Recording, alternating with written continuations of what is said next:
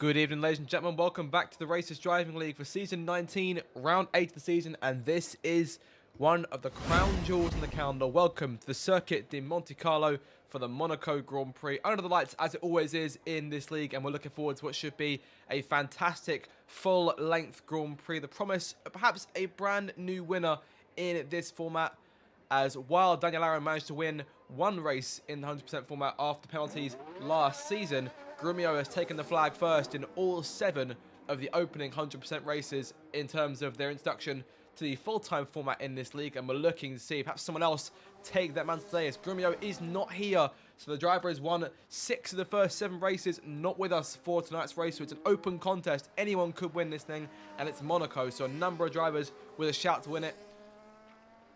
Of course, a number of previous winners. Landlord's won this race before. Pope's taken victory here several times in the past. Imri is still hunting that first victory around the streets of Monaco.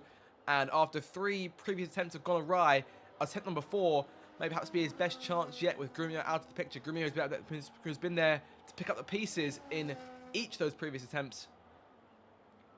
And we'll see this time around who's got the speed around these hallowed streets.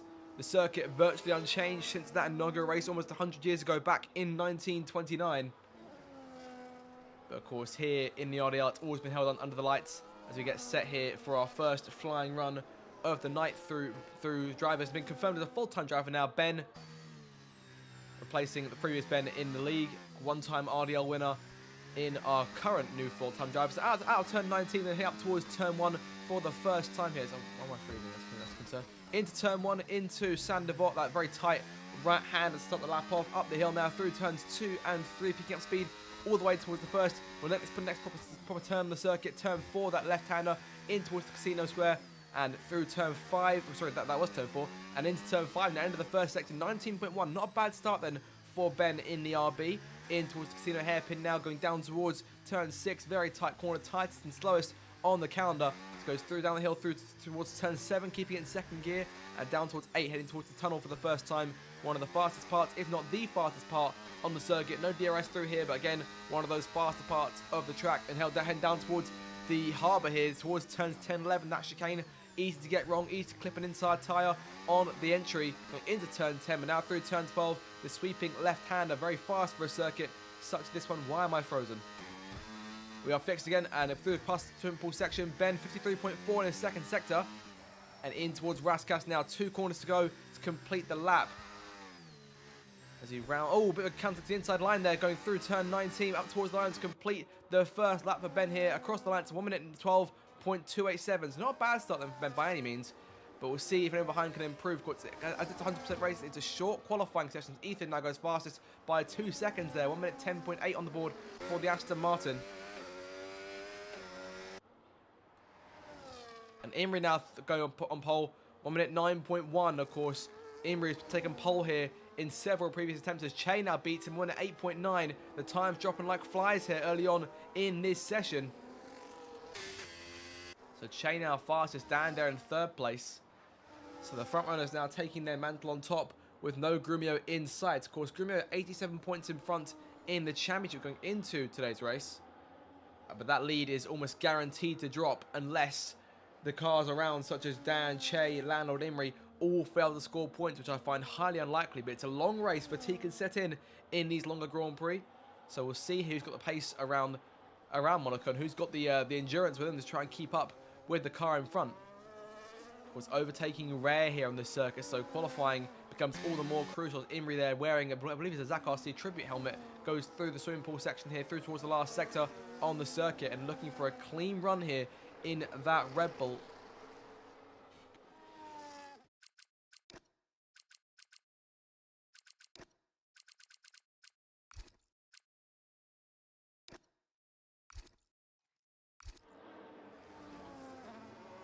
Imri in into the first run then, and Dan is there, 3rd place. Pope in 4th now, so a good start to qualifying for the Mercedes driver as he backs off, leaving turn 11 here. Let's one of the Saubers go. That is Ericsson in the Sauber.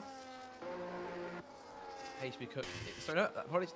That was HB Cook, apologies, in the Sauber, making his way through the last sector. Now he's P6 right now. Of course, Sauber have been on it recently in terms of qualifying.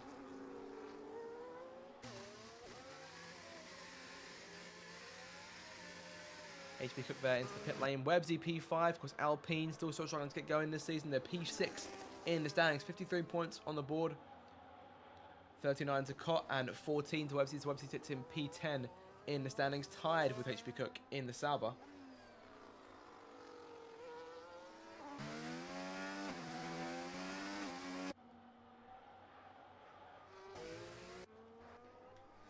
So now the majority of cars coming in after the end of their first runs. The only car gets set a time is Cott. Sorry, not Cott, that's Courtney Goblin, apologies. And JB, but JB serving a qualifying ban after the instance during last week's race at Imola. So a rare misstep from JB.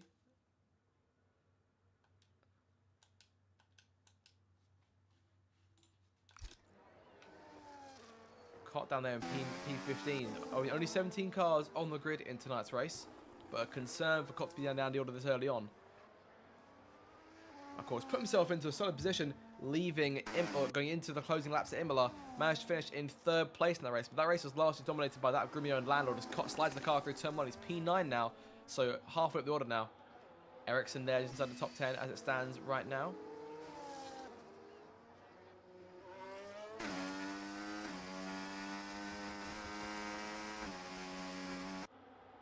Websy P6, of course the other Alpine. But Cott in particular was there fighting for potential victory at Imola. Had the strategy worked out for him in the end, but a 2-stop overall was not meant to be. And while he briefly led the way, the victory did not come to Cott. Cott who's still riding that winless streak since I believe back in the end of season 16. It's been a while since Cott's taken victory, but he and him. Oh, around goes Websy there, and losing control of the car, leaving turn number 8. As he resets the track, gets himself moving again. But a rare misstep. Unfortunately, he's already got a time on the board, because obviously there'd be a lot more concern if he didn't, as Cott lets the Aston Martin of, I believe that is PJ Khaled go. Yes, there it is. My controller's acting up. Everything's acting up here.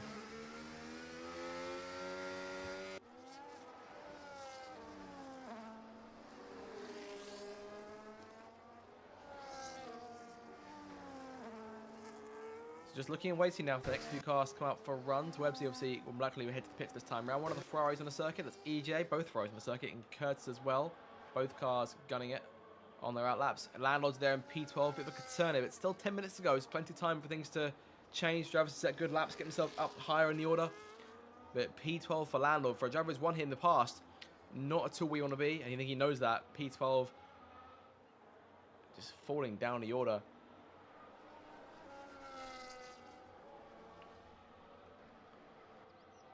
Ben there, P14. PJ slowest time on the boards as it stands right now. It's 1 minute 12.8. Che fastest right now, 1 minute 8.931.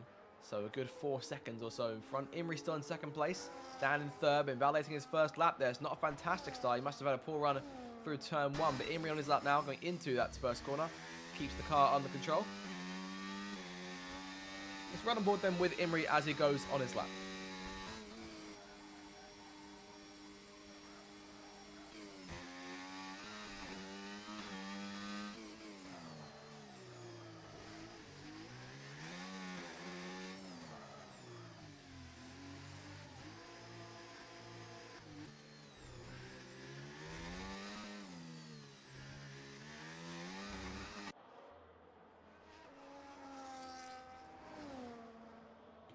So Imri in control then as he goes through towards turn 10. Looking to find a way through that chicane. And for a second I thought he was going to invalidate, but hasn't done that. He's kept himself within the white lines only just. Through turn 12 there. Purple 2nd sector, 3/10 up. That could be big for Imri here. Over the curve, into the wall there at leaving turn 16. But still a good shout here of a pole time potentially. He makes his way through, going into the last corner now on the circuit. And up towards the line, Imri comes through, 1 minute 8.961. It's not enough. He's out by 300 of a second. It's awfully close at the top. But Che stays fastest. Dan there on his next lap, gunning it. Pope retired. He's there in P4. AT in P5. EJ P6. Fantastic qualifying for a number of good cars here. Websy P7. HP Cook 8th.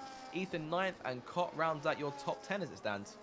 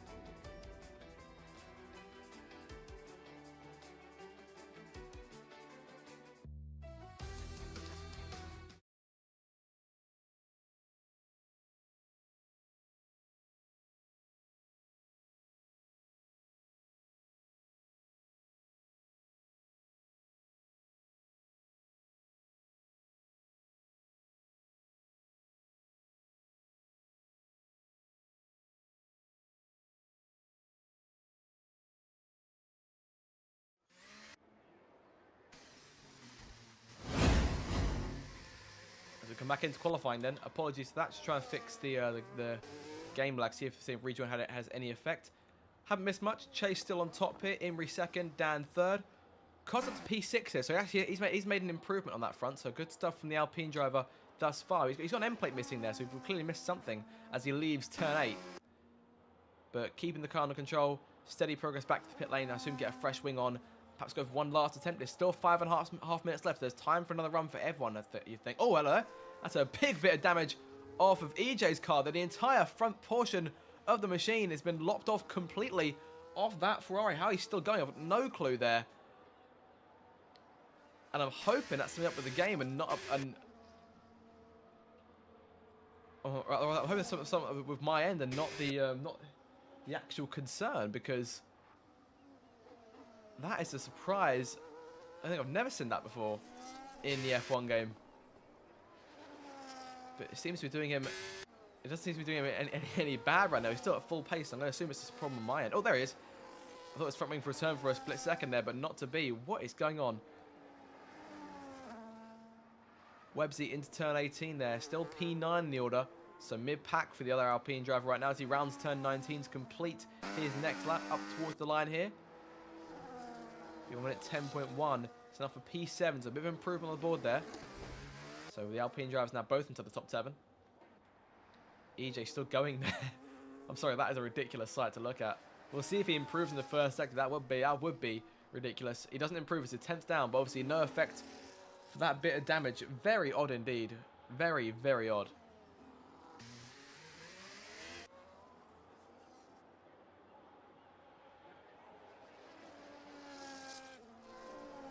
You can see Curtis's teammate, no such concerns on that machine. Ben into the pit lane here, end plate missing for him, and P just got it as well. Okay, right, so that's a problem on my end. So these guys have their wings just fine, and the game is designed to play up for me, which is always enjoyable. I guess I wanted something different other than the stream. Look at this. The stream having poor connection this week. We'll keep focus on, and we'll active. The front wings are still there. 3.5 minutes left to go, and we're nearing final runs, I should think. We've seen the next few cars coming out here, and it's both Haas cars on the circuit. Not in a train as we would see them at other circuits. Not in the same sense, but Imri is coming out of the pit lane now and looking for a lap to get himself onto pole. And we've seen these guys come alive previously on final runs on this circuit, so it's crucial to make this lap a good one. Imri rejoins to the top 3 on the circuit here and looking for that pole position.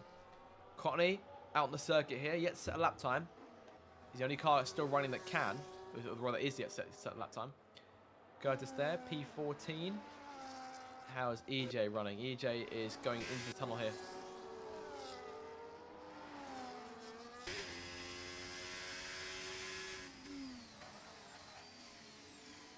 It was P8 for EJ last time round. I'm guessing that he didn't complete that lap. We'll see what's that now. Yep, 2.5 off, so yep, he's backed off at some stage. But of the top 3, Dan's first through starters lap. Of course, he invalidated at turn 1 here, so looking for a bit more time. Che into the first corner. Keeps the car... oh, sliding a bit there through turn 1. That could be a concern for him. Keep an eye out. Dan nearing the end of his first split here. He's improving by a 10th, so not enough pole right now. It's saying it's awfully close. You never really know. Che here going through into the first sector, 1.3 seconds down. So Che is the one who's got to be caught. I think he's got time to go for another lap as Imri comes through. Start likely to be his final run as PJ retires. I believe that's in the pit lane. All safe. Imri looking for that pole time as he goes up into turn 3, keeping the car well under control. Can't see Che's first split. Imri into the first sector. He's 4,000s up. Needs more than that. He needs at least 30 of them to get himself onto pole, and that's if Che fails to improve. Che 3.8 seconds down. I think he's looking for the lap. As Dan comes towards the line to complete his effort, he's improved, and it's very close. Look at that, 6,000s exactly separating the top 3. It's awfully close here in Monaco. As Che will get one last shout at a lap here to try and get him to try and maintain pole position. Imri into the second sector now. End of the second sector. A 10.5 up.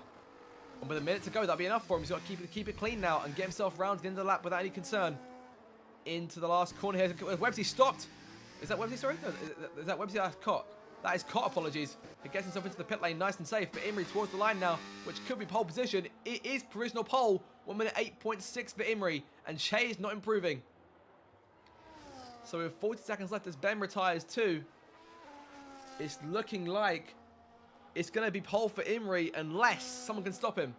He gained 3/10 on that lap there. Che is didn't improve in the first sector. Where is Dan? Dan's 3.6 down. So unless someone behind has got serious pace left in him, it's looking like Imrie pole. Che improving by 0.5 here, but not enough. Into the last few corners here, into turns 18 and 19 to complete his lap.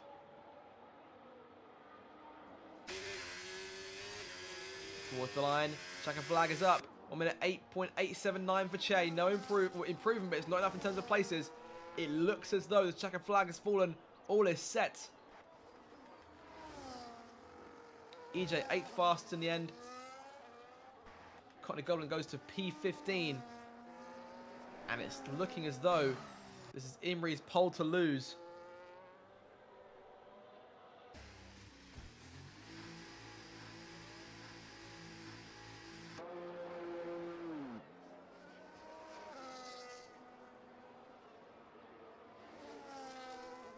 Improves to P5 there. Landlord still down the order in P13. He's got a concern here. And I don't believe he's improving by much. I think it's going to be a low starting spot for Landlord as Websy rounds the last corner. Websy towards the line to complete his lap. P6 for him to out-qualifies his teammate. Where is Landlord? Landlord towards the line. P13 for Landlord. And that is huge. Down the order there. And definitely a concern. But Imrie then, for the 4th season in a row, takes home pole position. The resident Charles Leclerc around the circuit gets the job done in qualifying, but he's still got 78 laps standing between him and that elusive, not just victory, but Monaco victory. And here's one of the drivers who will be poised to try and stop him. Che qualifies in P2. It'll be Imrie versus the Haas cars here in the race towards that first corner. As we get set for what should be a fantastic race here. Imrie from pole, Che second, Dan third, Pope fourth, AT fifth, Websy, Cott, EJ, HB Cook, and Curtis round out your top half, and that we're all set from qualifying. And we'll be back with you in a few minutes' time for the start of the race.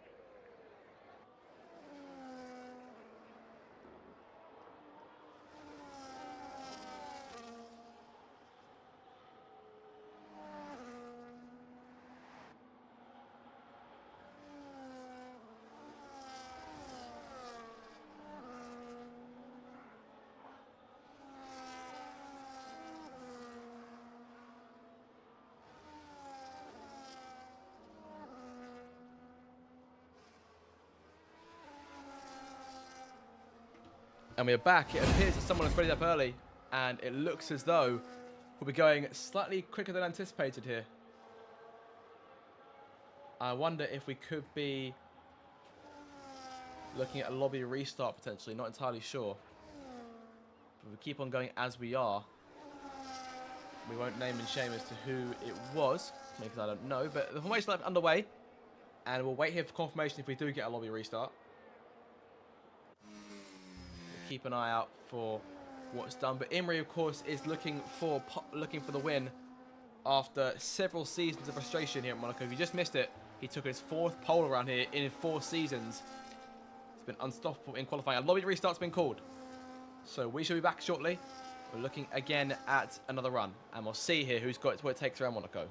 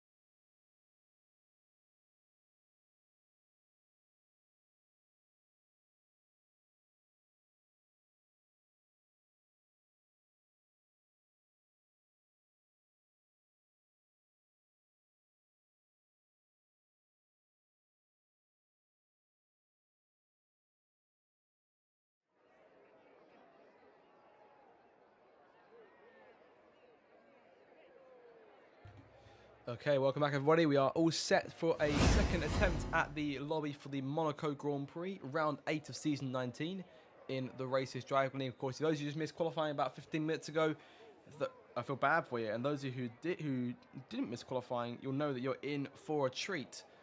Of course, no Grumio on the grid tonight, so the driver has won 6 the first 7 races, not with us. Got 168 points in the championship, an 87-point lead he brings here to the Principality.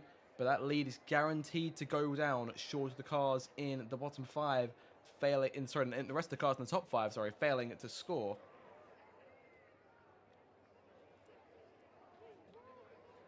Of course, Dan, Che, Imri all in the top 3. Landau down in P13, so a concern there for the McLaren drivers, trying to keep pace with those guys in the championship. He's currently 5 points back from Che in 4th place.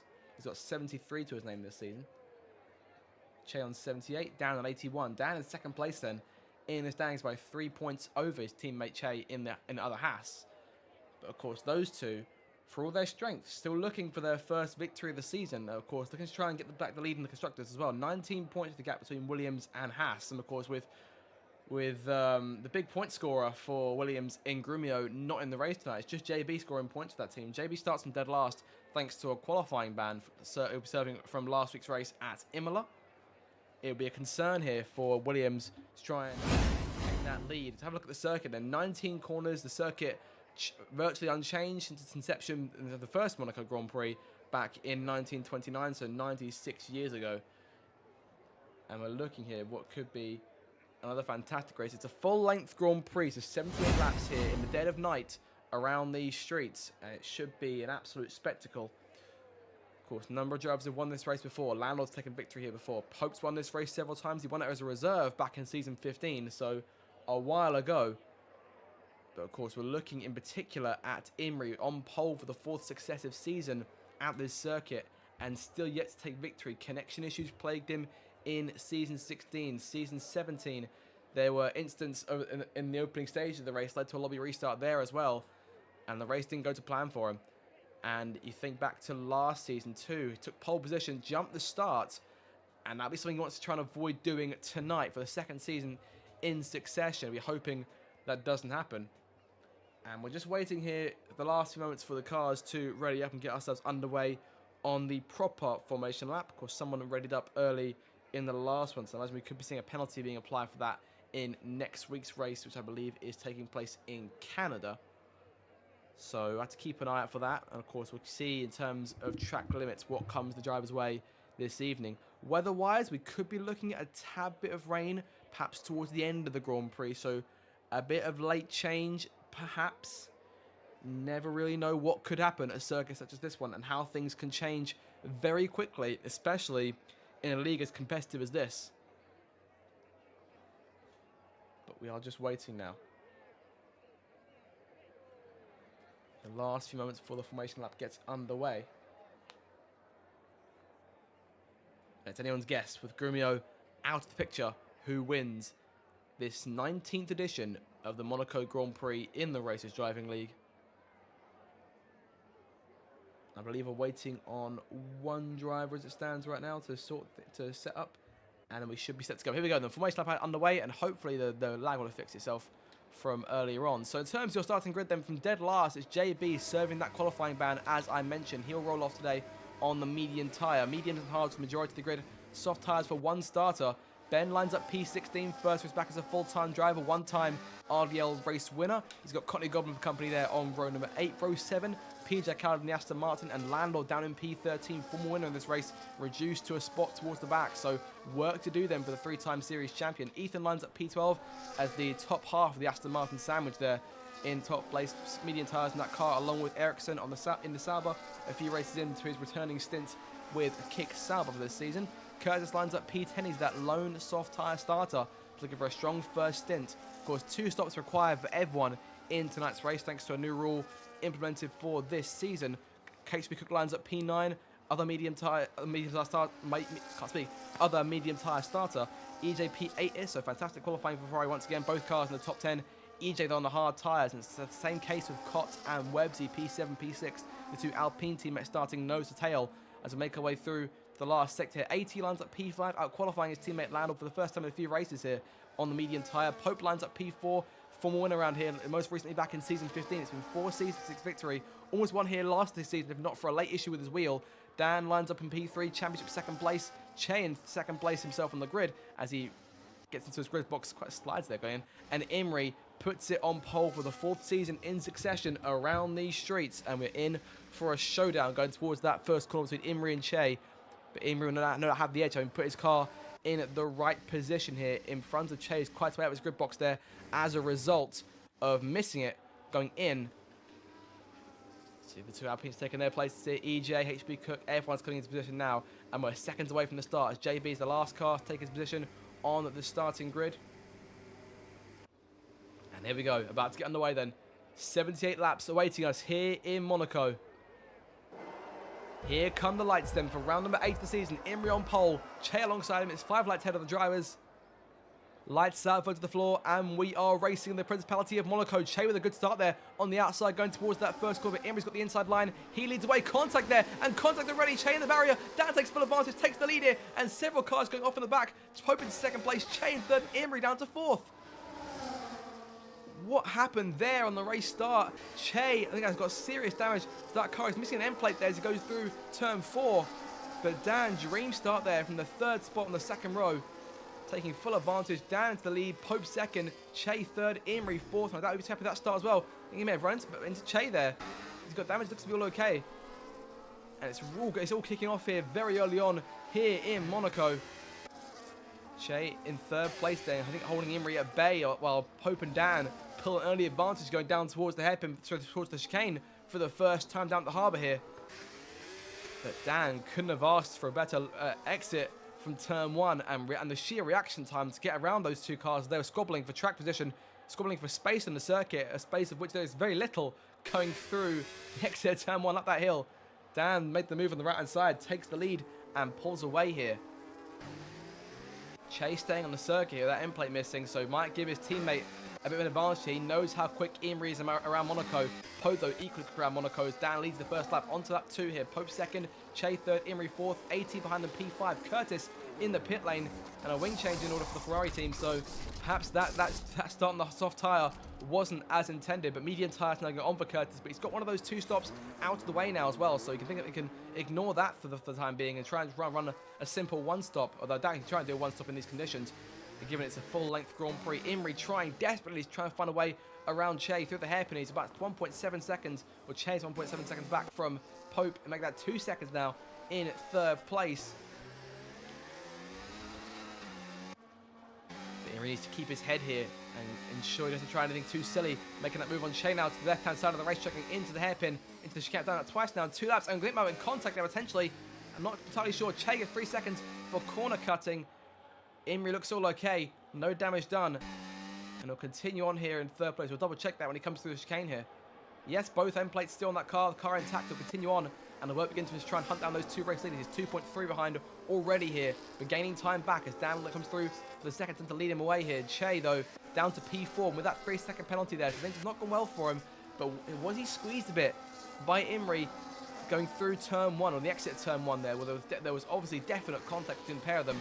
And we'll have to see here exactly what is said on that front by the stewards. But we'll have to concern ourselves with that later on, and concern ourselves more with the fight to the front, as Dan has got pulled himself a second in front of Pope, so they round turn 5 for the 3rd time. So in towards the casino hairpin again. Dan in control, followed by Pope. Imri now in 3rd place. And behind them, have a look here in terms of starting position changes since we got underway. 2 places gained for a number of drivers here. Of course, Dan, Pope both gained 2 places each. Those cars start in the 2nd row, and they're now leading the race. Ethan Land up 2 each. Cotney and JB up 2 each. Curtis down 7 because he's made that stop. No one's lost more than 2 places in terms of raw pace on track. That's Imri and Che have lost the most in terms of sheer performance. And Che, I think, at risk of losing more here. It's Imri already with it back within 2 seconds with the 2 cars in front from the 2 race leaders. He was for a second there. Purple sector 2. We'll see what he's got in terms of potentially a fastest lap. Should he be able to pull it off?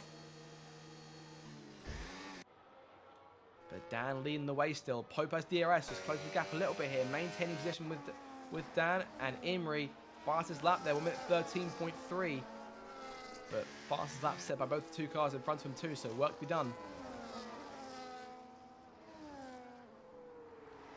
It's going to be a tense contest here around the streets of Monaco, and it's up to these guys to keep themselves under control in these early laps, not do anything too silly.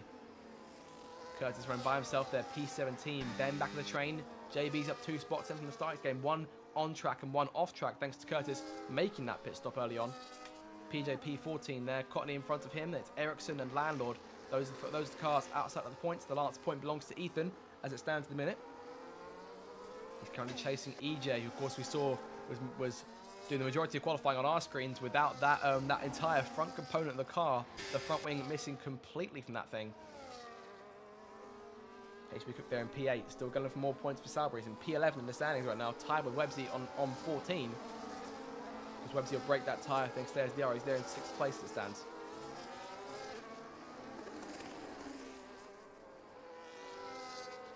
Pogo still chasing Dan. There's been a lot of chasing over the course of this Grand Prix tonight as we begin lap 5. Emery not gaining much pace-wise now. He burned a lot of battery when he was trying to get around Che. And Sanders sort of we know Emery sort of burns a fair bit of battery as is in terms of early on. But Che then only covered that penalty, and obviously words will still be said about the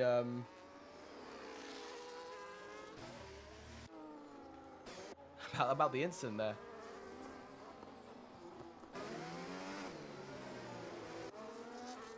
Websy still leading that train.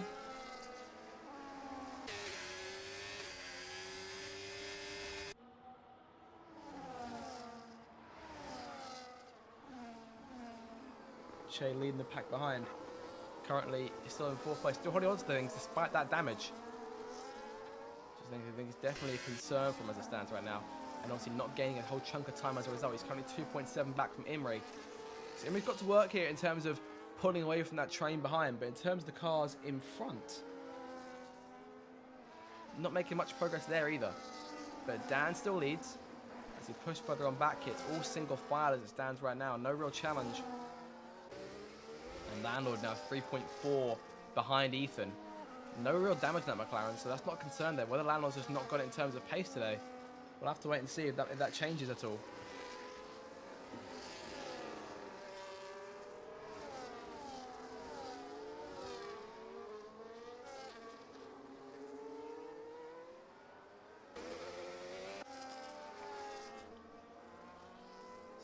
So the field here evolving into several trains at this stage in the Grand Prix. So Che leading that pack from obviously P4 on back to P9. EJ and Ethan sort of by themselves chasing each other, and Landlord then sort of bringing up the rear with everyone else. And Curtis is also by himself. And Dan here starting to pull a lead on Pope. The gap sits at about a second or so. It's been sort of stagnating there. Dan not getting much more than that right now. Whether that'll change, it's Imre 3.3 behind. So whether he's actually got more damage than meets the eye, not too sure whether he's got any damage at all. But we'll see here in terms of what he's got in the locker for gaining pace, because obviously that start he could have done without. It's got away off the line, had the inside line going in, but just didn't leave enough room, I think, for Che leaving turn 1. But obviously not, as I've said previously, not one for us to mull over, rather for the stewards to concern themselves with. But Che here trying to pull away a bit from the cars behind. 18 now leading that train. Che about a second ahead, as Imre, I think, is starting to fade a bit now. 3.8 behind Pope, and only 1.7 in front of Che.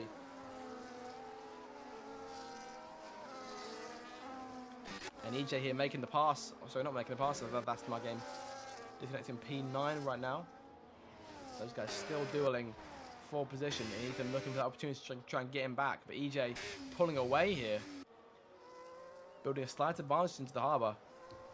Losing a tad bit of it on corner exit. But Ethan keeps in DRS range. Because just the one DRS zone in the circuit, you've got to be quite close to the car on corner exit to actually really be able to utilise that by any means. Speaking of utilising DRS, Che is remarkably close himself to be able to utilise it on Imre to get him back. PJ Keller gets the first track limits penalty tonight. That's 3 seconds, multiple warning. Of course, Che got it 1 foot out and out corner cutting. And I don't believe he can get that back. in terms of in the pits.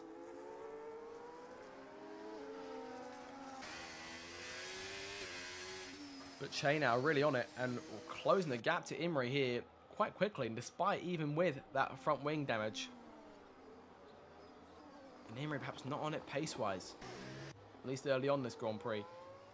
Similar sort of situation with Landlord right now. Landlord's still there in P11, 5.7 back from Ethan now. So whether these guys have got damage perhaps we can't see as of right now. We'll have to wait and see on that front. Imri goes way wide there through the harbour chicane. And Che will delight in seeing that. They'll try and get Imri back. It's right in range now for DRS. And we're looking to utilise it on corner exit, leaving turn 19 into Raskas to come. And it's still a constant chase down in front of Pope. Those guys going unchallenged at the head of the field. Che with DRS on corner exit, not getting much closer in particular.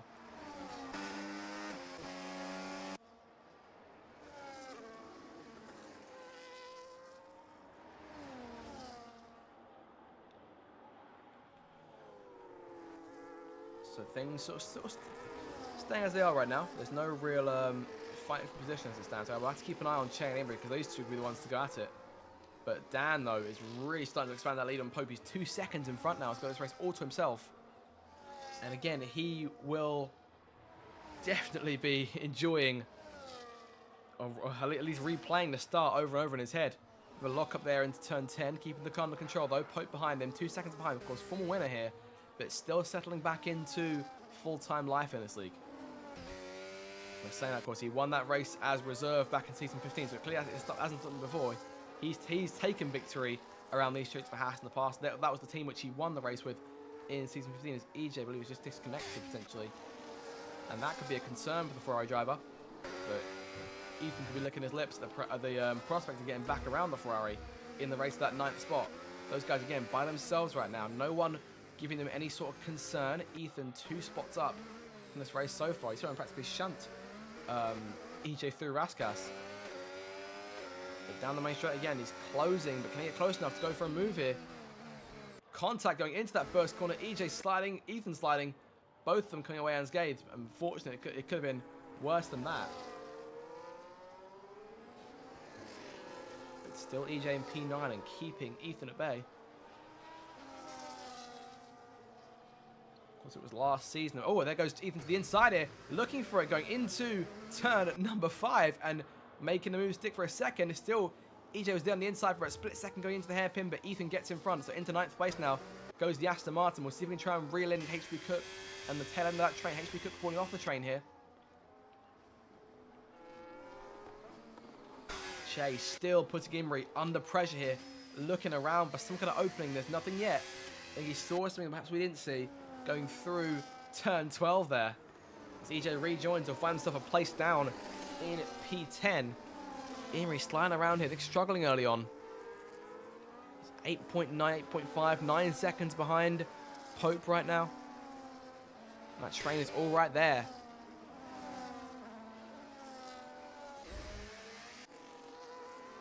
And there's no two ways about it. Then Che has completely reeled Imri in. He's going for it here, going into turn 3. Up the inside. It's an aggressive, ambitious move from Che, and he's done it.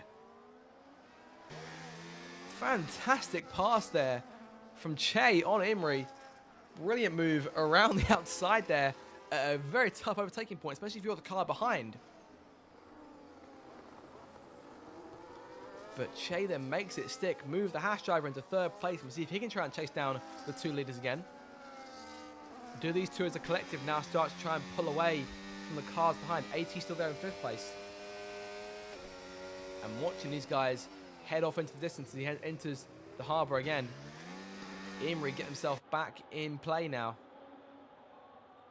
Or trying to get himself back in play, but falling away from Che, which is a concern for him.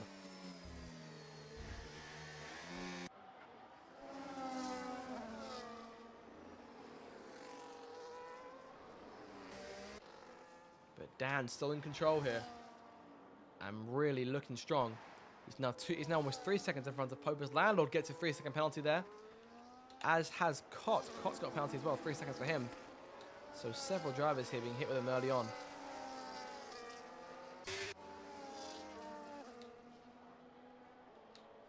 course, Curtis there still trailing right now. Trailing in P17. Having made that first stop, only cars have done so. Chain at 1.8 in front of Imri. And that is concerning, given how Imri was several tenths faster than the rest of the pack, and it appears, at least so far, obviously there's a long way to go in this race, but it appears to have all come undone at the first corner. Very similar to how it did last season. He locks up there. AT is right on his tail.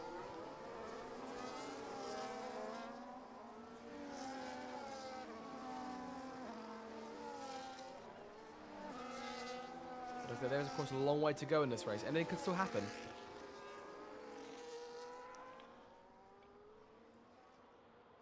But down those hard tyres, still commanding this race. He's doing a fantastic job. He's got Imri's in the pit lane now. So a change being made then for Imri. Hard tyres going on. So a change in strategy. Going for that first stop early.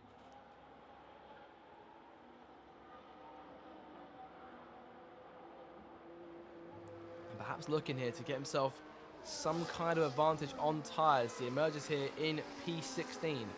It's the second car to pit today. He'll have work to do is try and get himself through the traffic. Ben in front of him, his first target, P15. So Chase by himself right now, and AT 3 seconds back from the Haas driver has got free rein to try and pull forward. As he pulls about a second or so on the Alpine of Websy and the other Alpine of Cott.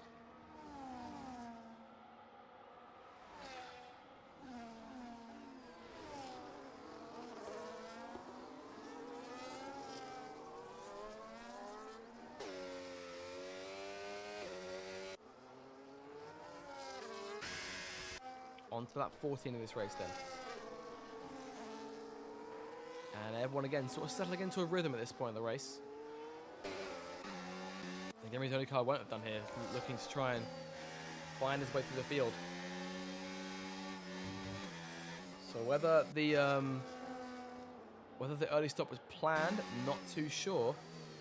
But it may cost him a fair bit of time here, as he struggles to get around the cars ahead of him as he leaves turn 19. But Ben, his first target, going towards turn 1 here. DRS for both cars, going towards that first corner.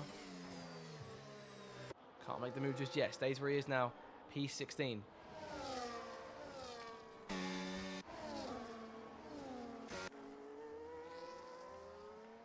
That train and the closest things are right now is that train from P4 back and sort of splits up a fair bit here. Of course, the two Alpines still sort of running nose to tail. They're chasing the McLaren of AT. Mercedes, as it stands, putting 18 points on the board. Alpine, as it stands, are also putting 18 on the board. But of course, Cott's penalty will bump them down to 16 points. So Mercedes gained 2 points in that fight. Only a 6-point gap separating those two teams in the race for P5 in the constructors. So 59 for Mercedes and 53 for Alpine. Haas, though, looking like world beaters early on. And of course, this will be a big swing for them in the constructors if things can stay as they are. Just a long way to go.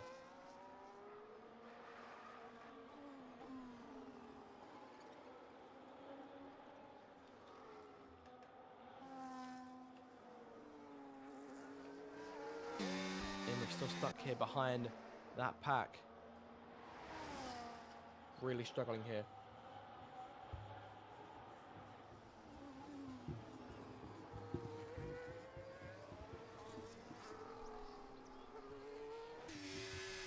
Dan in complete control here, 3.5 in front now. I think that lead has sort of stagnated a little bit here in the last few laps, but Pope is still keeping himself within range to try and make something happen. Whether he's holding out as it stands right now. AT there, still holding Websy at bay. It's close between these two as it stands.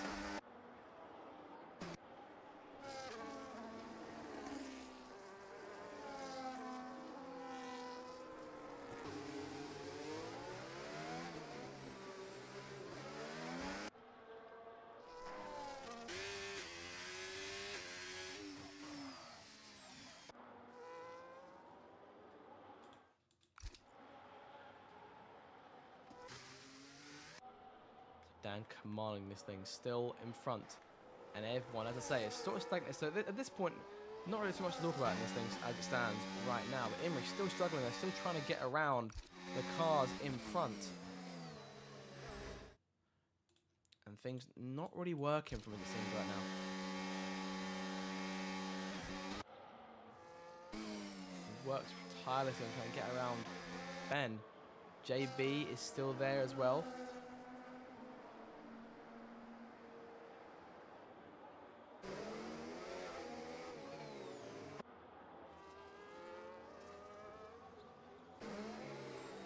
Caught another penalty there. Second penalty of the evening for Cott.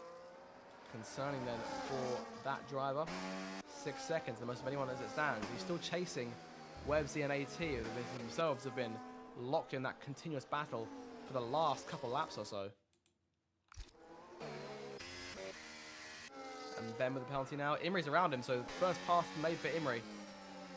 And the work begins now. He looks to try and hunt down JB for P14 in this race.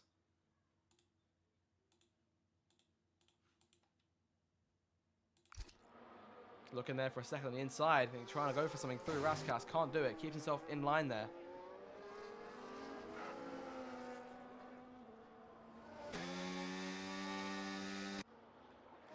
They're definitely losing a heap of time, I think, behind those guys.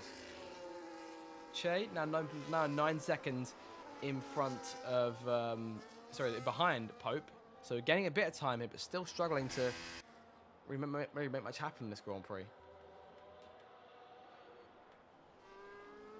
Landlord down the last place in the points thanks to Imri's early stop. No one else has pitted as of yet. It's just those two cars, so still 15 more to come in.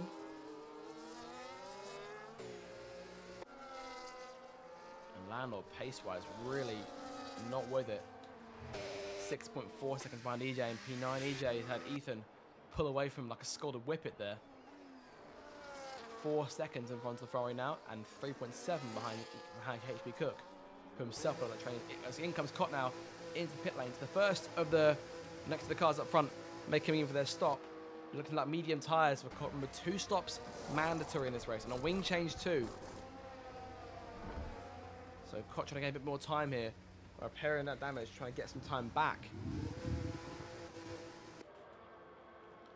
And it looks like Ericsson's joining in too.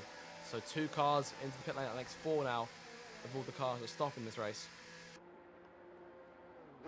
Imri into P12, made a move now on JB's position. Hard tyres on for Ericsson, he's away. And we start to think now, when will we see the leaders coming in for their first stops this race?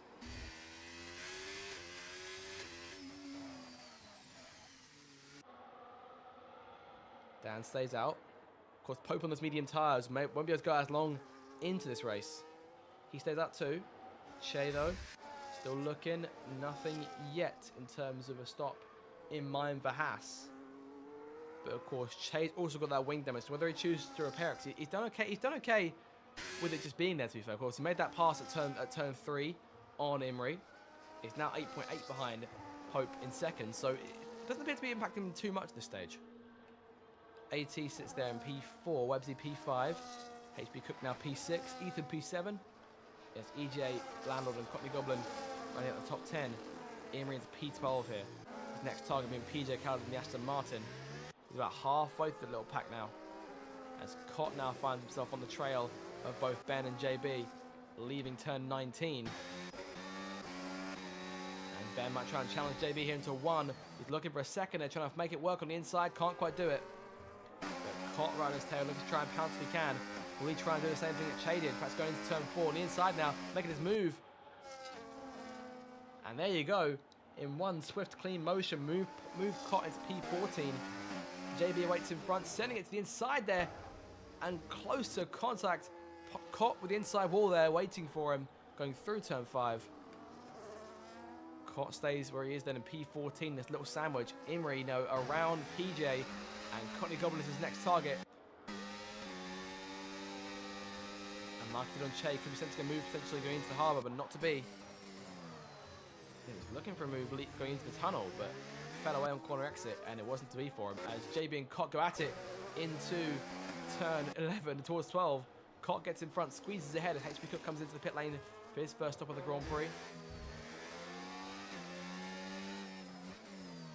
PJ with a penalty there. Sauber making the change here. Hard tyres onto HB Cook's car. And he's away. Back on the racetrack here. Emerging in what looks to be P12, maybe P11 in front of PJ potentially. It's narrowly in front of PJ for a second, but they go sub-us up the hill here through turns 2 and towards 3. And PJ nips in front there. It's awfully tight between those two cars. It can be tough in pit exit, but full advantage taken there. Imri still trying to wrestle his way around Cotley Goblin here. Around the outside into turn number 5. And clearing the job into 6. So Imri into 9th place then. But admittedly a fair way off the leaders here. He's 46 seconds back.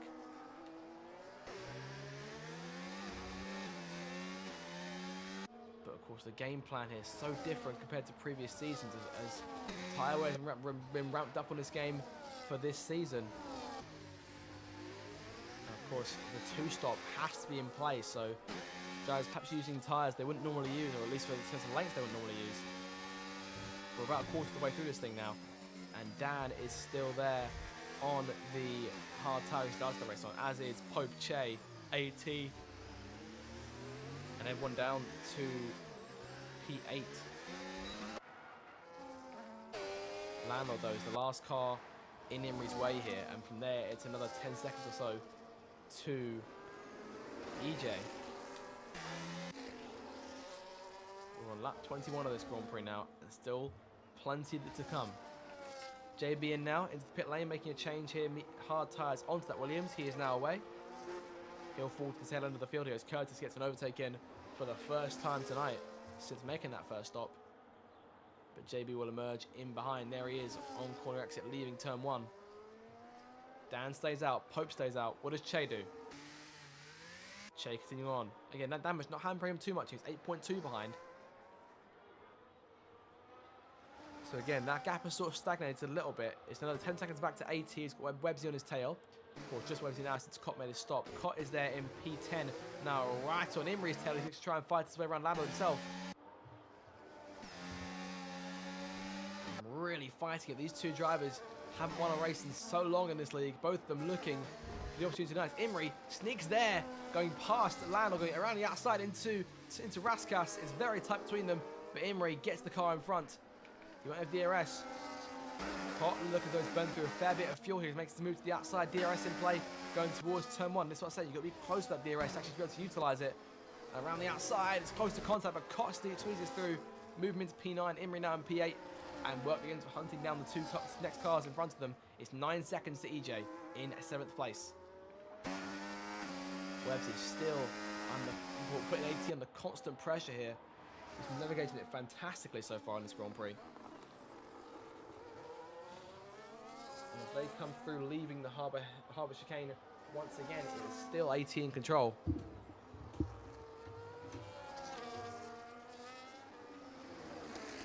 At least in control of that 4th spot for the time being. In comes AT now though, into the pit lane. So first stop underway for McLaren. Cotley Goblin penalty now. Gets passed by several cars there. Yellow flag is out. It's one of the Aston Martins. PJ's got a problem of some kind. He may have had an off there at the chicane. There's end plate damage done to the Aston Martin, and he's not. And obviously he's yet to make a stop, so he can come in and fix that. We'll put him a fair way behind.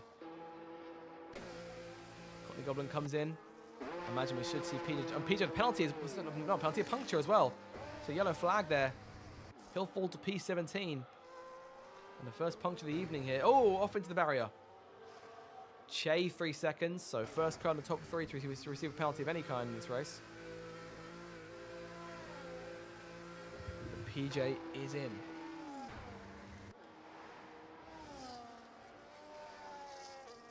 So Cotley Goblin emerging now. He's there. He's now a lap down to Dan in the lead. Pope 6.5 back in 2nd place. Now really falling away. Chain third with that penalty now to think about. Websy P4, Ethan P5. That's EJ, AT, and Imri. But Cott's right on Imri's tail, looking for P8 off of him here as they go through the gears again, leaving the chicane and towards turn 12. Landlord and Ben going at it behind them here. Landlord off the circuit, Ben off the circuit a bit as well. Both cars struggling slightly here. Landlord has really not got himself going in this Grand Prix so far. Oh! And that's damage for Landlord then as he goes through turn number 14. And Ben still wanting to go around him. I imagine we may see Landlord pit this time. No, he's staying out. He's been on those hard tyres since the start. You can maybe try and manage it, see how it is for a lap before pitting.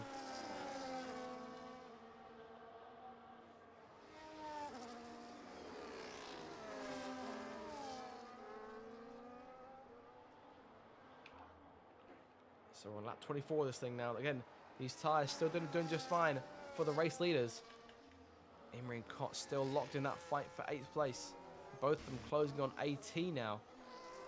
AT is falling behind EJ. He was getting to work himself in that Ferrari. And then comes Pope now. Pope coming in, hard tyres, going onto that Mercedes car. Likely he'll emerge in P3. Maybe. Actually, we could be close here because Webb's coming down the main straight now. Pope want to get himself out in front of Webbs if he can go towards Thomas. So we're very close here as they enter that first corner. And Pope narrowly gets himself back in front there. So maintains third place. Ethan in. Medium tyres on, faster Martin is away. So we're seeing more and more cars stopping now. Cott trying the outside, Imrie into turn 1, contact there. Oh, Cott sliding, Imrie sliding, both of them touching there. And Cott trying it again here, the closer contact as Cott squeezes himself in. Contact between the pair of them, both of them sliding off into towards the barrier there. And Cott's been hit. HB Cook makes contact. And the VSC's been deployed, damage for Imrie, both end plates lost there. And for the first time today, the race is someone neutralized. Full safety car is out here on lap 25. First full safety car then early on in this Grand Prix. Dan takes full opportunity there, and it's worked out like a dream for Haas here, who would maintain the 1-2 now on fresh hard tyres. First stops have been made. Both cars looking at hard tyres again here. I think looking for mediums to go to the end on. Plan from here quite simple then. Pope maybe kicking himself here for not staying out a lap or two longer and maintaining second place. But imagine we should see a number of cars coming in now. But Imrie and Cott racing themselves quite hard there. It's a very, very tough scrap between the pair of them. Cott sort of pushing his way into the picture there. And Imrie, I think, not wanting to have him pull alongside. Has Imrie got a puncture? I think he has. He has. And a puncture then for Imrie. That front left tyre has found its end this early on in the race. And his second pit stop now being made. It's been a tough Grand Prix so far then for Imrie. As HP Cook couldn't get around him there going towards the pit lane. Medium tyres on, fresh front wing too. So the race is in no way over here. And if anything, this will help Imrie's case, as he looks to try and get himself back towards the front. He's down to P12 here. So things not going to plan from so far. Dan leading the way from Pope and Che, your top three. It's Webbsy 4th, AT 5th, Ethan 6th. Cott then stays out and stays in 7th place. Lucky to avoid any further damage given how much contact there was, how big the shunt was with HB Cook, who arguably came off worse of the two, despite being a relative bystander there. Imrie down to P14 now. Work to be done in this race, but plenty of time still to do it. And we get a second here to breathe.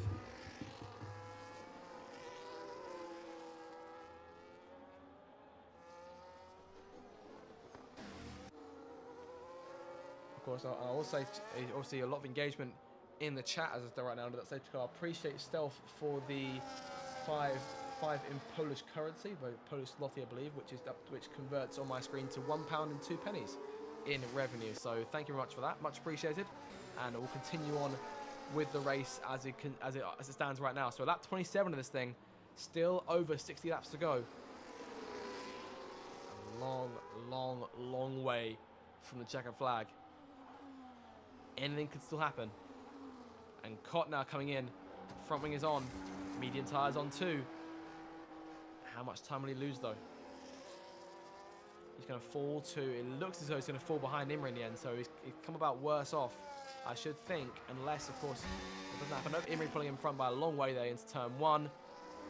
Both cars going at it there, and they'll find themselves both back where they started pretty much in terms of positioning, but now a fair few spots back. They were fighting for P7, P8 in that race. Oh, and Landlord. Oh, right. Okay, so I have got word as to why Landlord hasn't been on it pace-wise tonight. I forgot to mention he's on a controller for tonight's Grand Prix. His wheel malfunctioned prior to the start of qualifying, so Landlord then has a perfectly valid reason as to why the pace has not been there so far. So I apologise for slating the pace anyway from Landlord, because obviously he's still got it. We won't question that, but just he's on a pad tonight. And I'm being told he's got quite a serious cramp at this point in the Grand Prix, so I'm not sure he's loving the idea of there being another, say, 60 laps to go from here. But we'll see. We'll see how he handles things. He's there in P10 right now. Of course, has that penalty thing about 3 seconds. JB, Che, Cotton, PJ all have 6. Ben, Landlord, and Cottony all have 3 seconds. And in comes Cottony, speaking of which. Cottony into the pit lane here for what looks to be another stop. Medium tyres now going onto that car. A wing change too. And he is away. So things have definitely got a lot more interesting over the course of the Grand Prix here.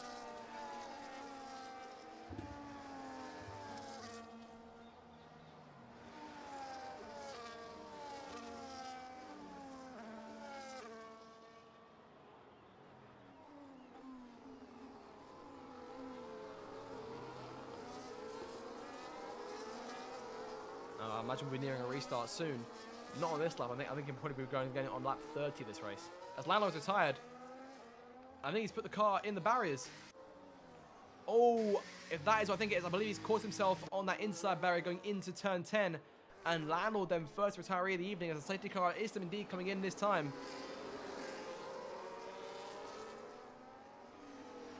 But Dan will lead away then. He's got a car in between him and Pope, but in comes the Aston Martin, and he's now got 1.4, 1.5 second advantage to think about as he's away on lap 29. Back to racing then.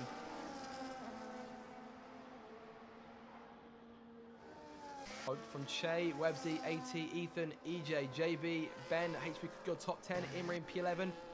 PJ into the pit lane now, making a change onto soft tyres, so he's managed to get himself in.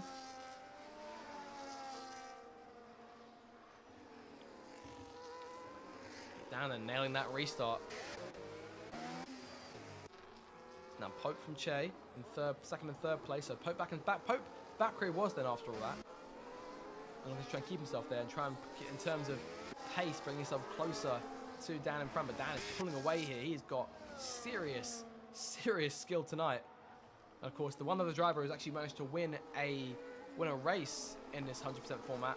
Of course, Grimio's taking the flag first each time, but Dan managed to take victory post Stewart's report in the final race in Brazil last season on F1 24. So he's got that record to his name. But Grimio's won 6 from 7 in that case, and this is number 8. Dan looking for number 8 himself.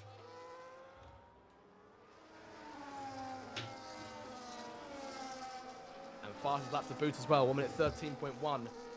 He's looking unstoppable early on since going back to racing.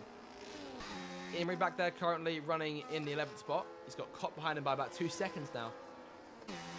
Imri needs to try and get himself moving here and get himself up towards the leaders again. He's currently 9.5 seconds back. The place is tough to overtake, but he's made passes already in this race, of course, getting himself through that train after his first pit stop.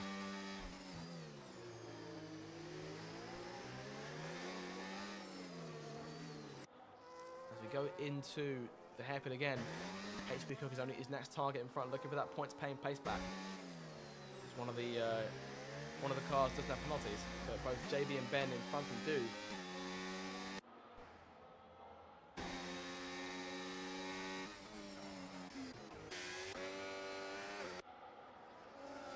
Ethan there in P6 doing a remarkable job from Aston Martin in this thing, looking for good points.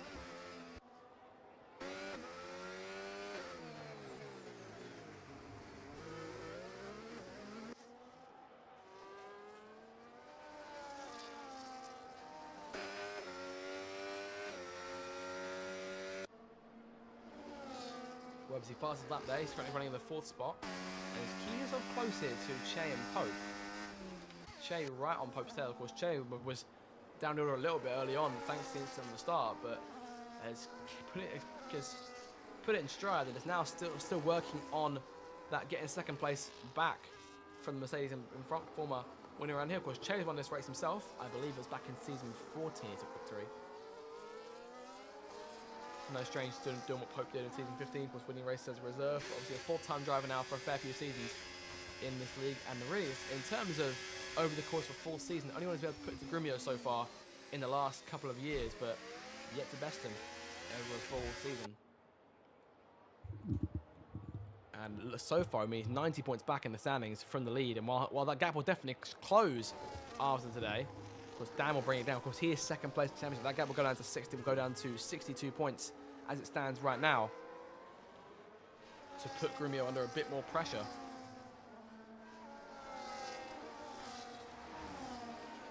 But of course, Grumio still almost a full over 2 race wins in front as Dan's chances of winning getting bolder and further as Pope hit with a 3-second penalty there as his first of the evening. Not helping his case at all here.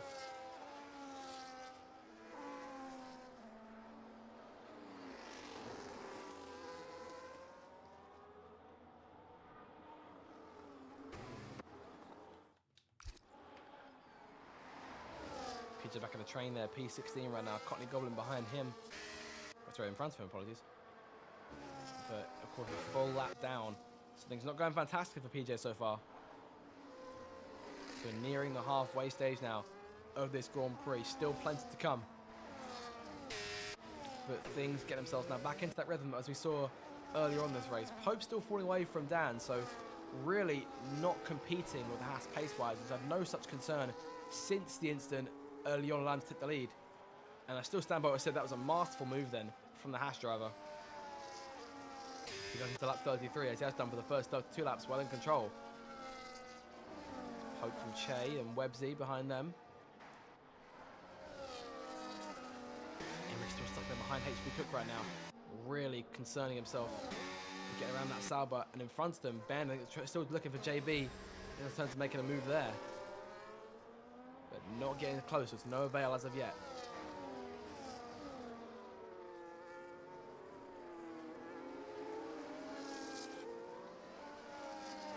EJ again sort of by himself as it stands right now as Cott comes into the pit lane. Soft tyres going on for Cott, and a wing change too. I think that's Cott's 3rd stop of the Grand Prix. Yes, it is. And he'll be away now. There he goes. So 3 stops. EJ rejoins, so explains why he was off pace compared to the cars in front. But still about a second in front of JB here, so he'll find himself pretty much by himself for the minute. And JB not set under any pressure as of yet.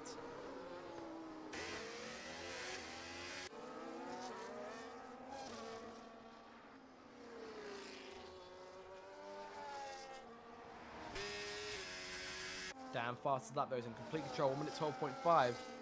Pope in 2nd place still. Che still 3rd. Everything again sort of stagnating into that rhythm.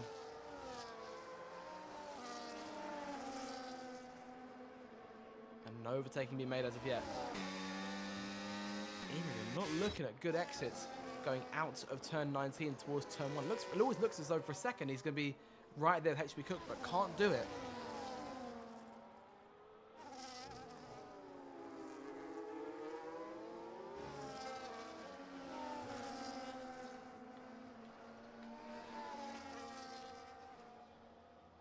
Yellow flag. Oh, car off there. That's Emery off the circuit. He recovers it. Not quite sure what happened there. End plate loss. Tyres are called okay. I think it's the biggest concern for him right now.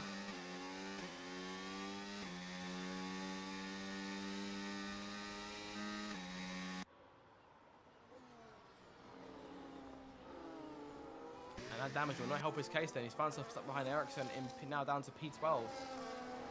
And Emery, for all his pace in qualifying, tonight has not gone to plan for him, that's all here. And we're nearing halfway, and he's been unable to challenge the leaders since the drop of the green flag. There's another yellow here. That is caught up in turn 6. I think for a second it beached it on the hairpin. He's recovered it. No damage done to that car. He's still away on those soft tyres. Imri now into the pit lane, soft tyres on himself, and front wing being changed again. Third stop for him. And an emerge, I should think, perhaps in P14, maybe behind Quatley Goblin.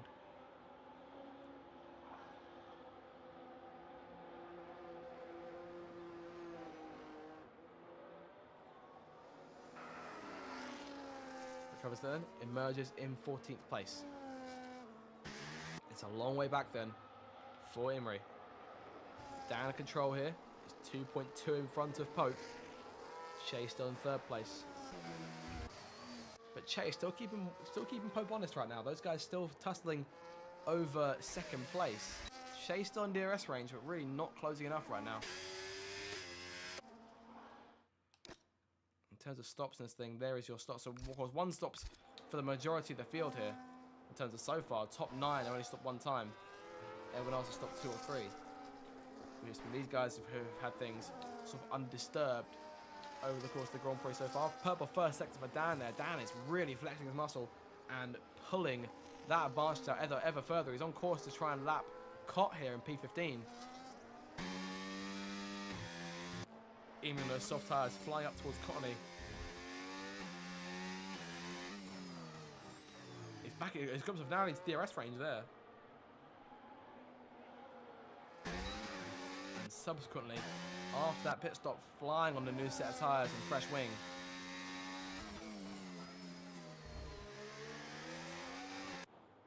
And how much trouble does Cottony give him in terms of making that pass? Let's keep an eye on that and see where we're about to get to. Right on Cottony's tail here, looking towards turn number 5, makes his move to the inside. Cottony's got to give him the space. Oh, runs wide there. Lucky to avoid the outside barrier. Imri into P13 then, and back to work again. 16.6 behind his next target, Curtis. Ben making the pass on JB here. And the two Salvers can try and get involved as well. But Ben making that move, and JB's got a problem with it, I think.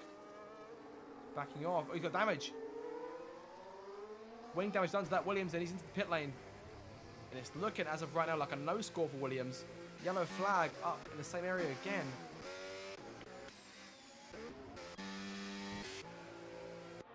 JB making that change though. So medium tyres going on. And the wing being changed.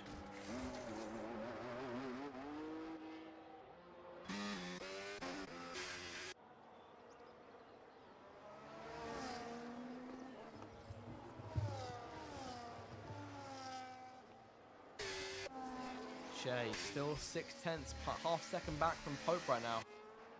Not getting much closer than that. Websy and AT sort of in their own little world here, but Ethan closing on the McLaren, trying to put him under a bit of pressure. And Cott's retired. So Cott's called it in the pit lane. And the second retirement of the evening here on lap number 36 is Cott. So one Alpine down here. The other one's scoring 12 points right now, but the points still stacking in favour of Mercedes here. 18 going Pope's way. Of course, Che's got 6 seconds of penalties here, and that, as it sounds, to put him behind Websy in 4th place.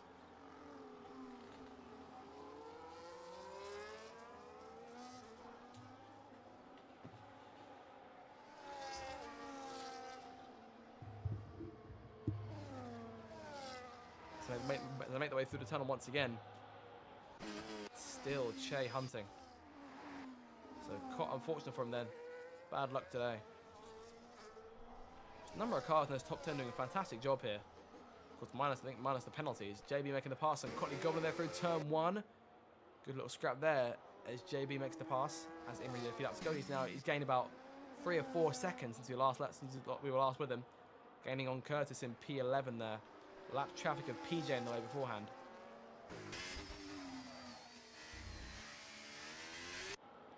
As we get to the heart, we're nearing the halfway stage now, and Dan next crosses the line. We'll be halfway through. I think Dan, for a second, is losing his advantage here. See who's losing advantage. Pope is falling away. Or rather, Che is reeling him in as they go through turn 5 here. And this could be a race for the second spot here on the circuit. Down only 2.3 in front. But these guys still on good tyres at this stage of the race. It's just to work out nicely for these guys.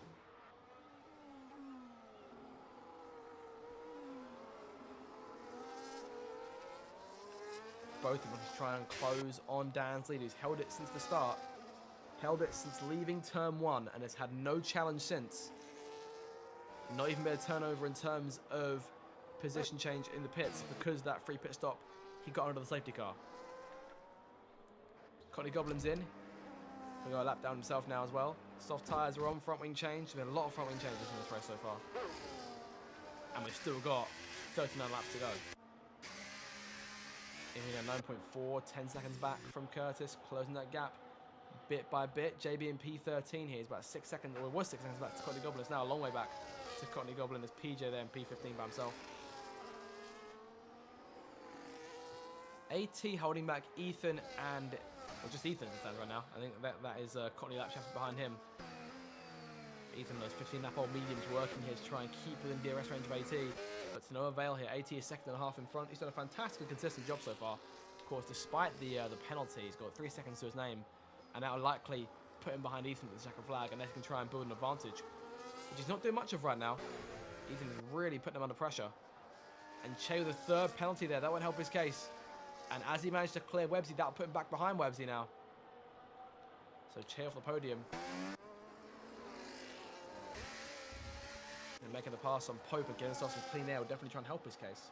They will need to then try and gain 6 seconds now on Pope as opposed to just a 3, because Pope's got 3 second penalties himself.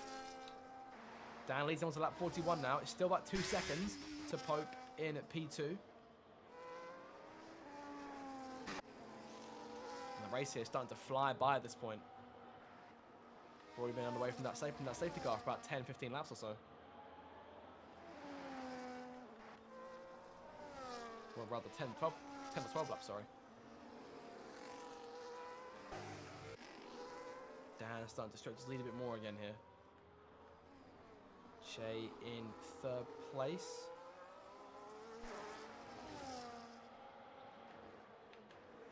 I think that this, truthfully, is the most split that everyone's been on the circuit this entire Grand Prix.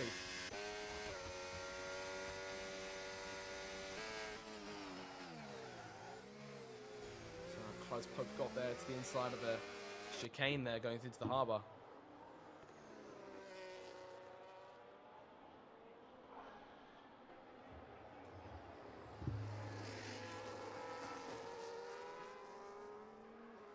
Pressure really on with Pope now as he struggles to try and keep Che at bay, but Che unable to go for a move just yet. Just can't find that exit off of turn 19. We're on lap 42.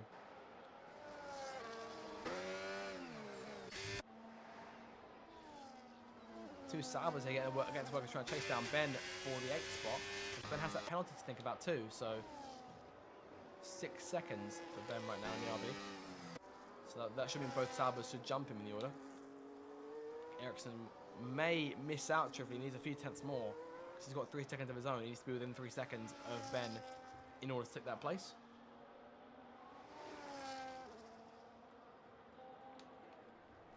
Blue flags in play for Curtis here. No, apologies, those are blue flags for Emery. And PJ retiring then, unfortunately, so a 3rd retiring in this race. PJ not having a fun night. Pope advancing on Che here, 1 second now, the gap between the pair of them. Dan still 2.3 in front, commanding this race. And at what point does either one of these two cars try and get the lead out? As PJ's car will emerge from the pit lane here. Be careful of that car. And I fear he may try and cut across the circuit. I hope not. Come back out onto the racetrack there. So I fear PJ's car may run all the way towards the runoff point going into turn 5 and park the car there, at which point Webster may still catch him. Yes, there is yellow flag in front. Websy and AT likely to both catch him before he pulls over. And the Aston is just there in a bad place on the corner exit. Websy held a little bit there. really awkward spot to have to retire. And there is a run off at last for PJ. So that may have helped AT gain a bit of time there on Websy, as obviously Websy had to back off a lift a little bit, you know, to try and let the AI get to where it needs to go, rather for the AI to let him through. But tough break then for Aston Martin. Still got Ethan the points right now, so not doing too bad a job as a whole. Ethan has outscored PG this season, 9 points to 6, making it 15 on the tally for those guys. They're 7 points back from Sauber, of which they can gain, as it stands, they're gaining 5 at the minute. It could be more though, depending on where Ethan finishes. It's 3 points that stands right now for the two Saubers. That's 8 points for Ethan. But as it stands, with 10 points for Ethan, should he be able to take that gap to AT.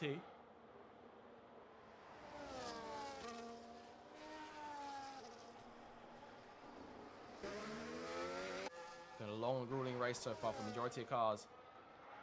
And Imrie, after all this time charging, I think he's on the verge here of catching Curtis for P11 in the running order. Still on those soft tires, been on for 8 laps now. So left him about 5 laps to go to get on with it, and he's really got on with it still. Out of turn 19, DRS in play, closing the gap to Curtis by a bit. Obviously not close enough for a move yet, so give it another lap or so, he could find himself in a good spot. But you can't help but feel gutted for Imrie. But it's been his own undoing so far. Tonight he slides there through turn through turn 3. So now he's into 4. Down towards 5. Closing the gap to Curtis still, but not finding a way around him. And again, up front for P3 and P2, the gap between Che and Pope is constantly expanding in the roading. Now it's expanded to 1.2 seconds. I imagine that Che may start reeling back in again. Of course, Pope on 1 lap for older hard tyres. Made that stop a lap before the safety car came out. Still emerged in the same spot, but could have also benefited with that from that free stop.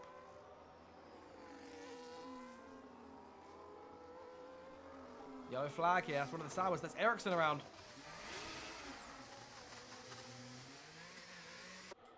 Has he got a puncture at all? He looks okay. He'll carry on as he is in terms of running, but has to make a stop.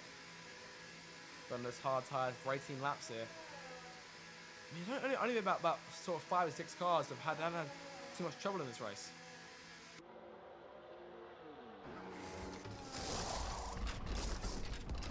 Medium tyres going on for Ericsson. Wing change in the offer as well. And away goes the Sauber. They're still hunting Curtis for P10. That last point in the order. Courtney Goblin, 3-second penalty for him. He's currently running in the last of the running cars in P14. And Che, another penalty there. He's still 12 seconds to his name, and that will really cost him again. Schwebsy is sort of still waiting here for a chance to close back in, as the yellow flag is out for Ericsson there going through turn 4. But Che still right on Pope's tail here, still giving him constant trouble.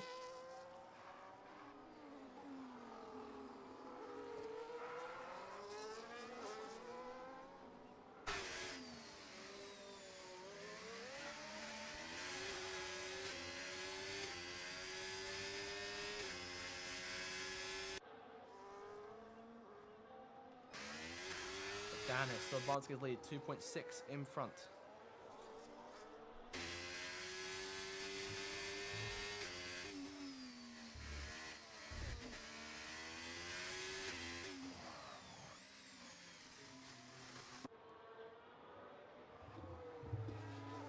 So lap 47 now this Grand Prix. Dan still it's like every single lap so far. It's been sheer dominance from start to finish here.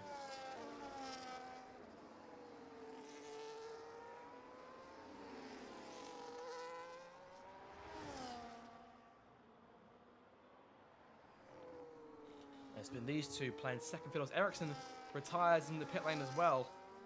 So a 4th retiree down to 13 cars in this race.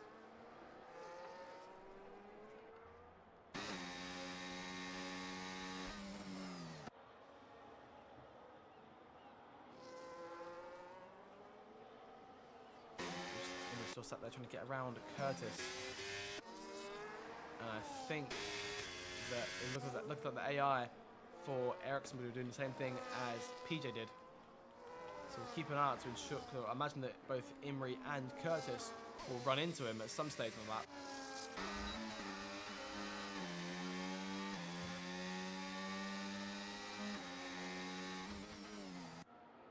But Curtis vying for that last point then, trying to hold the Red Bull at bay.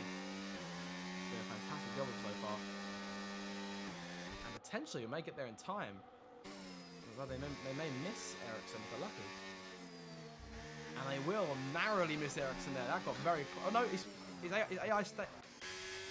AI still on the track.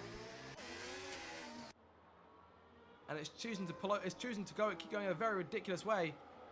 Why it's carrying on, I've got no idea. And no real place to pull over as of yet. He's still going on the circuit.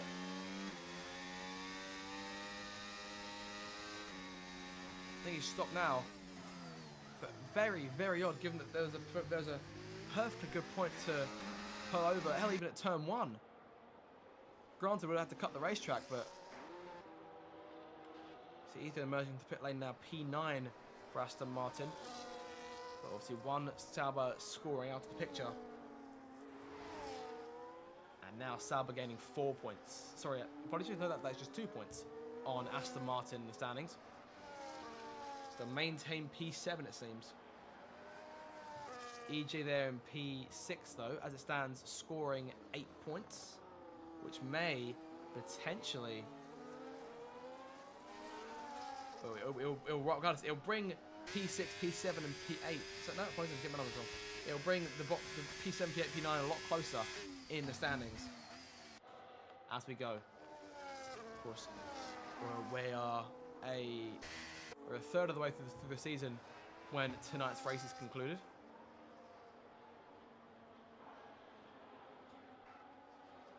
And Che, I imagine, must be getting frustrated here, being sat behind Pope this entire race pretty much, and just looking for that chance to overtake, but it's not coming his way, which I imagine is not the sort of thing you want to happen.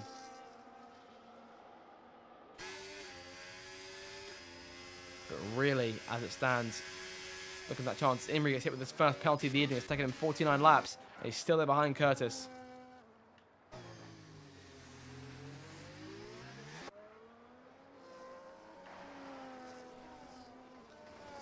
Stand in control then. Still looking for his and Haas's first victory of the season. And this will most definitely help to build a big advantage for Haas in the Constructors' Championship. Unbelievably right now, Che is maintaining third place. The Websy is 14.7 seconds back from Che. And Che's only got 12 seconds. I say only. He's got 12 seconds worth of penalties. As it stands right now, Che is maintaining third place. If he can take second, he needs to build a 12-second lead, or a 9-second lead to Pope, obviously. But we haven't seen much of what Che can do pace-wise on these, in terms of in clean air, because he's been stuck behind Pope the majority of the Grand Prix here. And Pope doing a remarkable job there. So if something goes wrong with Dan in front, he's in full position to try and capitalise. Courtney Goldwyn disconnects from P13. We've lost 4 cars in this race. In terms of who's close right now, still sort of closest cars in the circuit in terms of cars fighting for position being Curtis and Imri, and then obviously Che and Pope.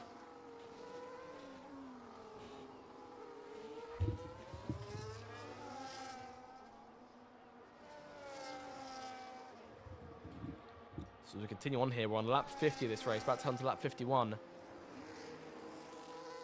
Pope with a penalty there. Imri in the pit lane here, making a change. He's away. Medium tyres on. That's his 4th stop of the Grand Prix. There's a lap down to Dan now. It's definitely a gutting sight, I think, no matter who you are, to see one of the drivers who was so strong in qualifying, perhaps the strongest in qualifying. He took pole. He's been so good here pace-wise in previous seasons, but again, a Monaco Grand Prix that's not going Imri's way.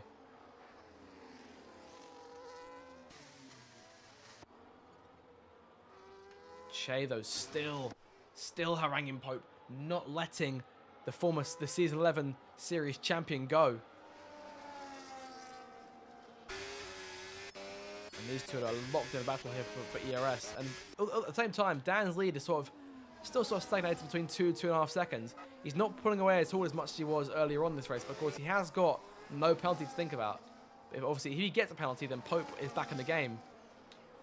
Well, I said Pope got 6 seconds, so Dan would need 2 penalties realistically. But he's really made no mistakes in this Grand Prix. He's just sort of get going as he is. And I'd say in terms of these 100% Grand Prix, he is definitely one of the stronger drivers.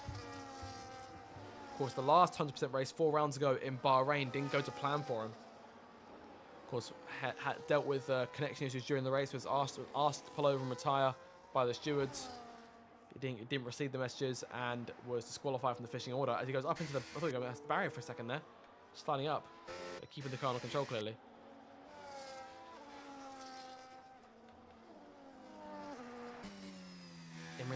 Nimri now on the used medium tyres. He was on those for 10 laps earlier on this race, so that will last him too long, I shouldn't think.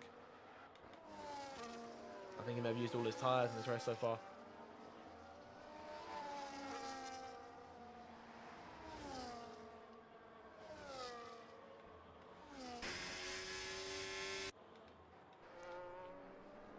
Ethan and HB Cook running nose to tail as they leave turn 1 there.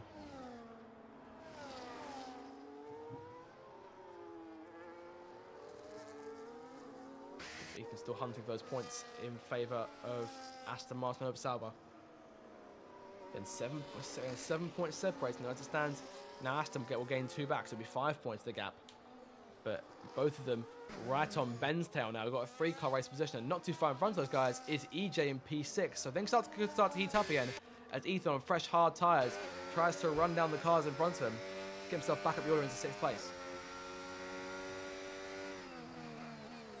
So things, I think, starting to take shape in terms of a finishing order.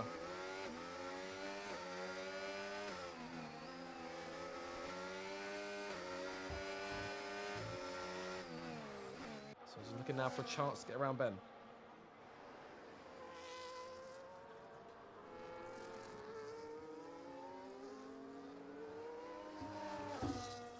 DRS deployed again. And with the DRS here, I think really not as effective as it is in other locations, just thanks to the the conditions in which they're being used. I mean, it's a short main straight by comparison to a lot of other places. Yellow flag, chase out.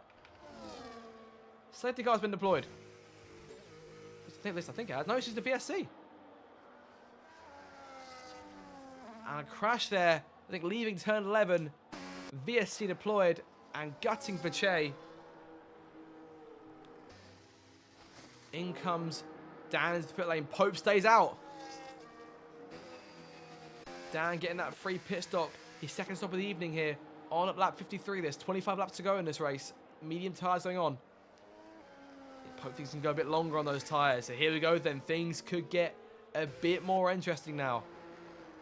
Dan will rejoin behind the Ferrari of Curtis. Webbsy drive through for speed under the virtual safety car. He's been caught out there. But Pope then now leads. And Che out of the race then. Not sure what happened. But Pope promoted now from P3 to from P2 to P1. But Dan on fresh mediums. Webbsy and AT both on fresh mediums too. And Pope's still got 6 seconds to think about. And Dan's only 8 seconds back. So I think not sure things have worked out for Pope in the way you might have hoped.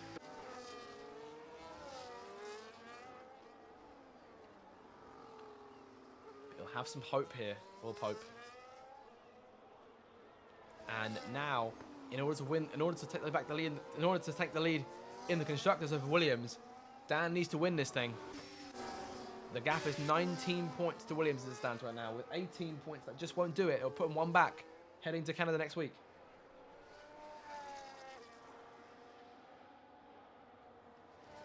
And Imrie, 10 seconds for ignoring yellow flag. Penalty in play for him there. And penalty, I think, for being in Dan's way there. But not a lot of places to let drivers go, I shouldn't think, for that last sector. And just compounding things for Imrie further here. As he's still chasing Curtis down for that position. There goes Dan blasting past. Imrie right on the Ferrari's tail here, looking for some sort of opening.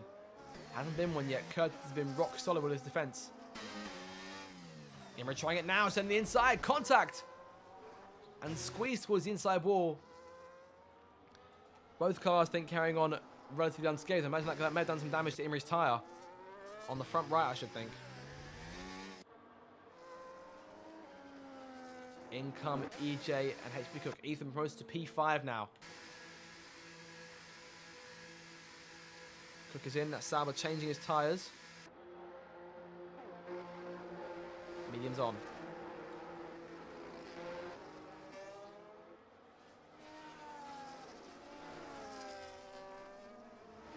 Dan now back within 5 seconds of Pope. Medium tyres are doing him a fantastic job right now. He's got a purple second sector.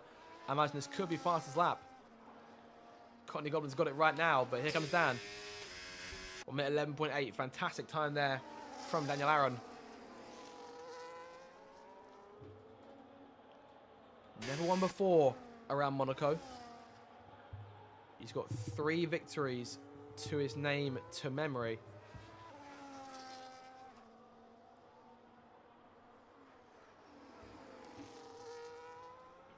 I'll confirm whether it's 3 or 4. Oh, Websy disqualified.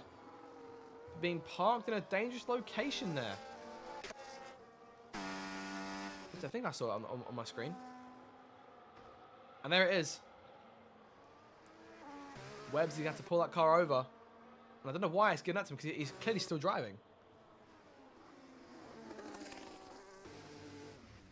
And I'm assuming that this is a game bug. No idea what's happened there, but Webbsy was clearly not parked.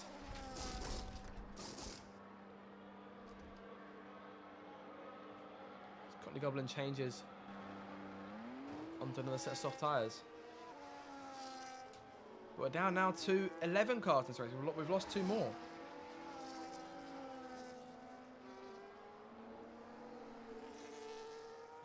This race then gets more and more confusing by the minute, but AT promotes to 3rd place now. With 3 seconds of penalties, Ethan will be closing in, thinking there's a podium on for me perhaps, if things work out.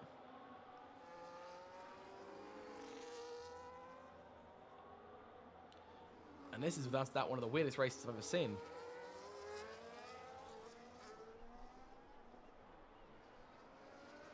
It's indeed Dan with 4 victories to his name.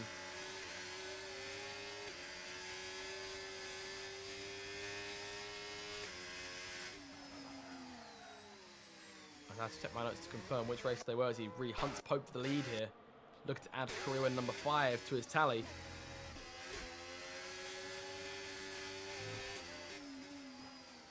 Hunting Pope here, looking for that position.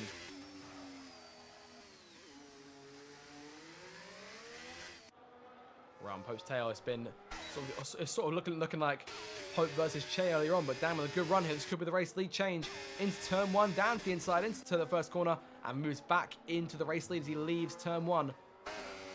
Pope on his tail up the hill here.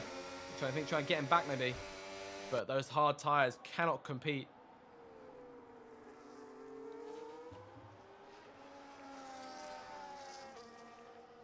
But Dan then with this over 20 laps to go, back in control.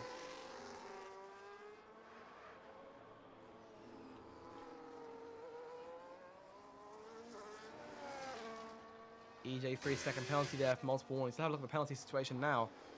Imre on 13 there, Pope on 6, Ben on 6, JB and Cottony on 6, EJ and AT both on 3 each.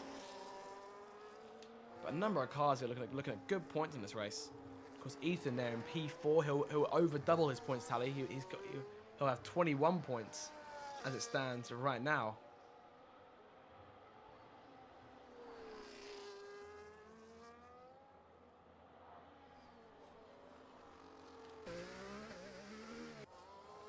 And of course, with HP Cook there, good points for Sauber. As it stands though, I mean, it's now 6 points the gap.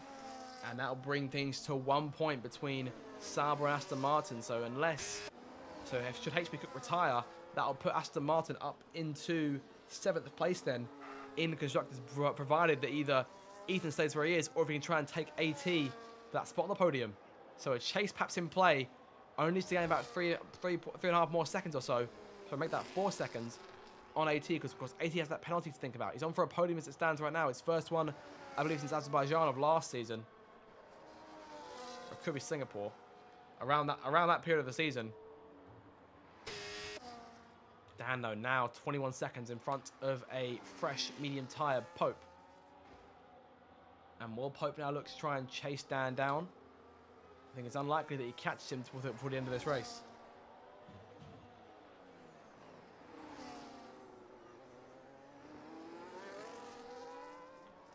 But it's been a chaotic one here in Monaco.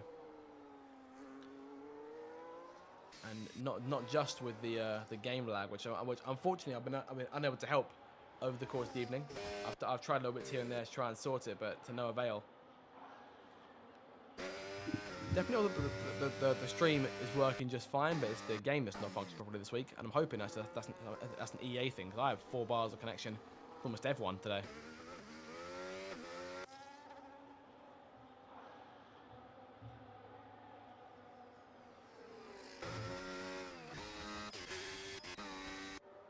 So Ben then holding on to P5 now. He's got EJ and HP Cook on his tail here. Look, a 3-car race, what could be a 3-car race for the 5th spot. HP Cook, actually saying that, is set to take P5 as it stands.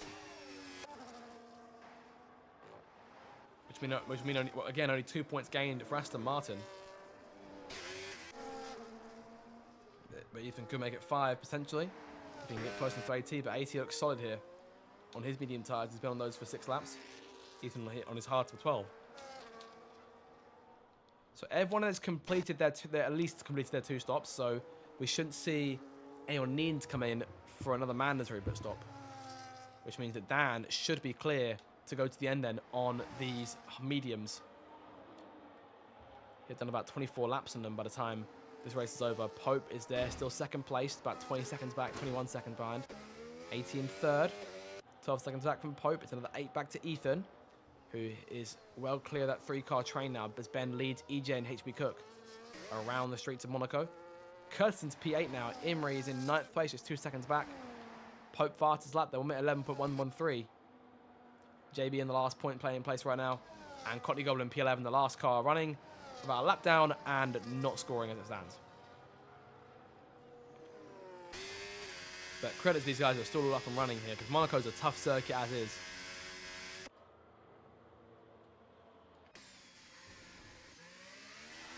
Of course, Monaco doubly harder to win that compared to how it was about a year ago. I think that's a tap to the wall there from Dan, potentially. I could be wrong. Thought I saw a tap, but no damage done. They'll continue on. But a late bit of damage would not help his case.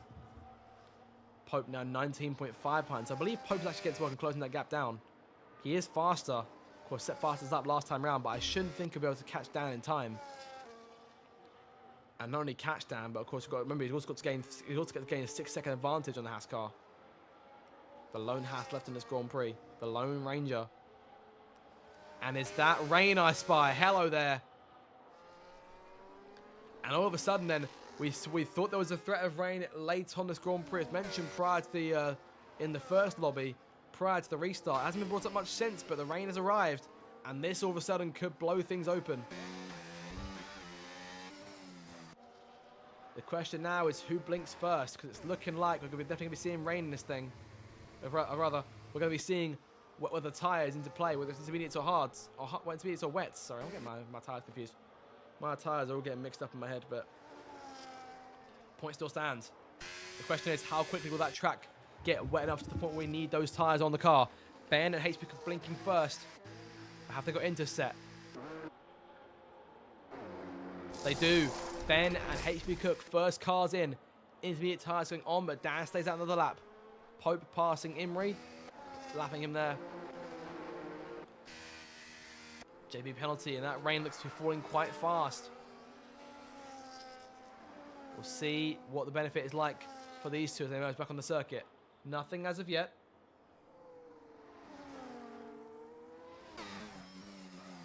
Both cars seem okay then. Both cars seem under control, which means there's no risk losing out on that front.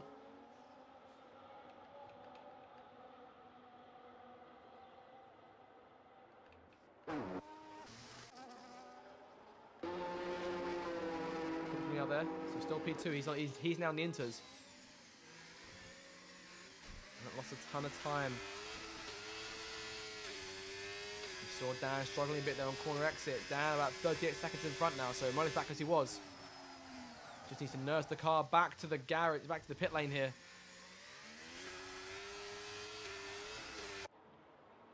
Imrie 10 seconds corner cutting there. And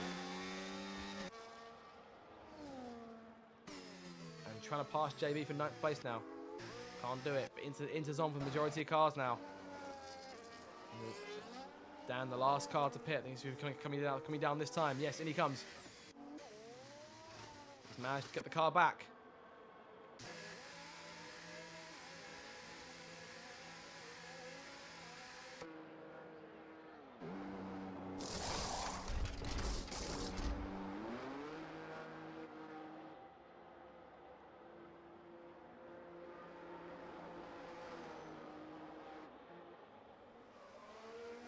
Dan emerges then back on the racetrack then. Pope is going into the last sector now. Still quite a way back from Dan, who looks to be all in control now. And short of any mistakes, he's got to go 15 laps on those intermediate tyres to get into the flag and win this thing. But he can't afford any wrongdoing, despite the advantage he's got over Pope, which still stands about 20 seconds or so. If Pope's been on those tyres for a lap longer, so it has had a bit more time to adjust the conditions, so he might start to reel Dan in. But by how much? We've seen how good Pope is in the wet.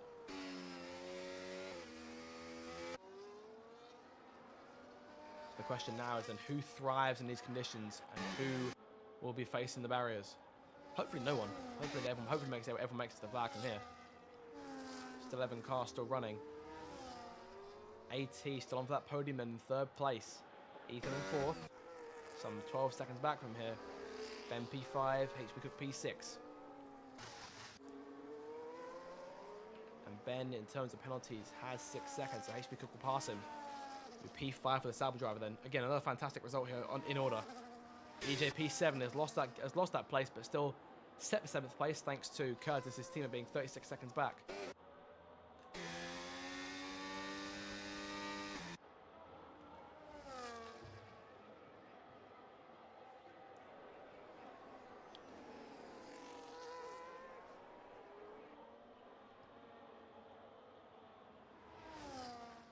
So we're on lap 65 then as Grand Prix. Dan is still in control.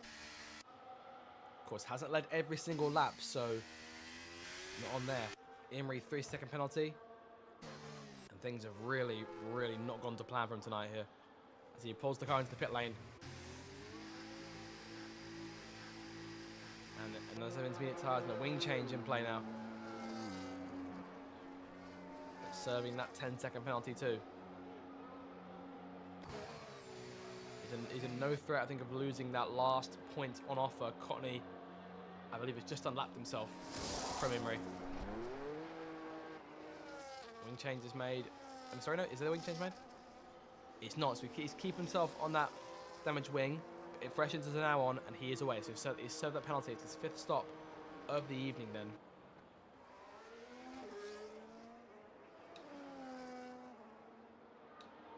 Goes disconnected there in 8th place.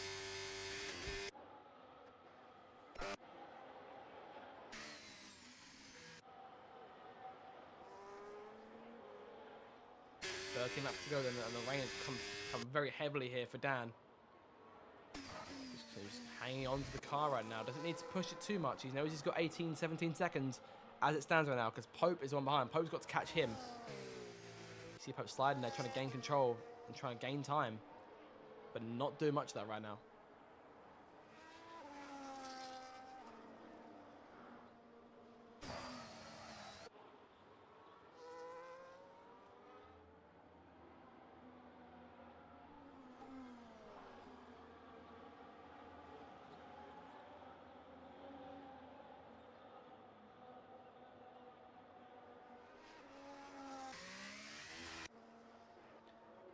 Everyone quite split up here, save for HP Cook and EJ. Everyone else quite far apart.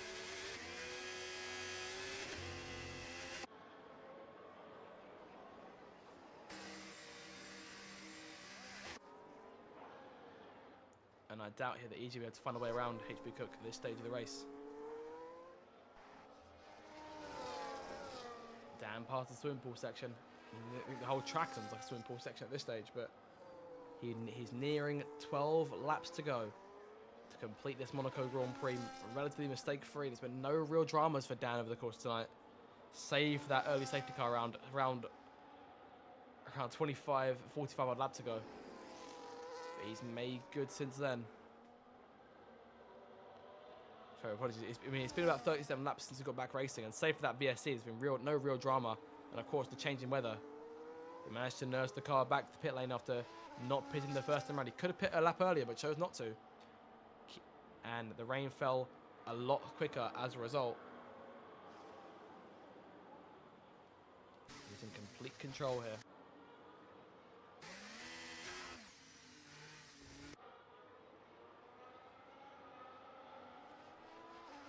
Pope in second, so on for a fantastic podium finish here. Both the front row starters have not had a go to plan for them. I think that may have been their fate sealed for the night since the incident leaving turn 1. An incident that seems a long time ago now. Imrie there in P10 by himself here, and really things, as I've been saying, things have not gone to plan for him.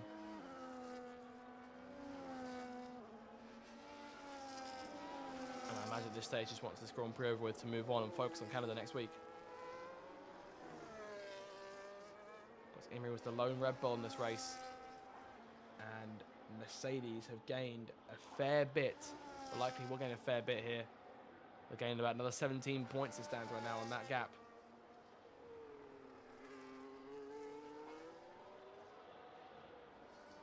And there's 43 points separating them going into this race. That gap will go down. That gap will go down to about, I believe, 25.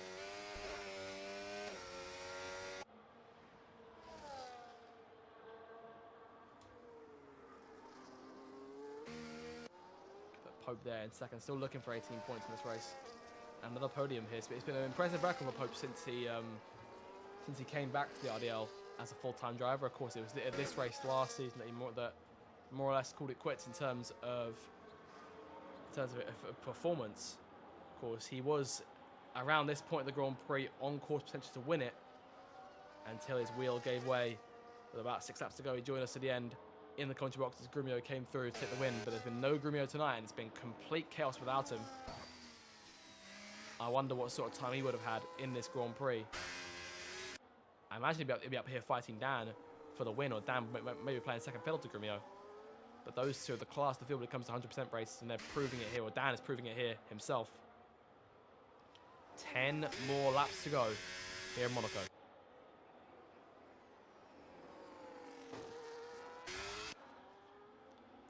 Taps the outside wall there. Again, no damage done to that car. He's doing all okay here. Pope 16.5 seconds behind.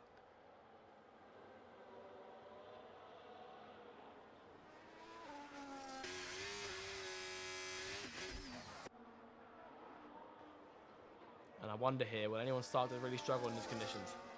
It's good points for RB as well, because RB sitting bottom of the table. Good points for Ferrari as well. Ferrari as it stands scoring about 10 points in this race, tying RB for points scored as it stands, unless of course, well actually scrap that. I believe Ferrari actually increased it on RB, but still a few more points on the table for that team. Imrie with 3 seconds there. That's his third actual penalty of the evening in terms of track limits so far. Blue flag here, and that is for Ben to go through.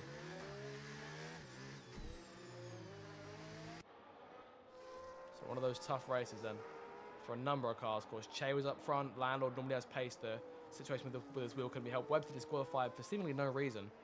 Cott out of the Grand Prix. PJ Ericsson, those guys had pace. Trying to make some points up in this race, but not to be, unfortunately.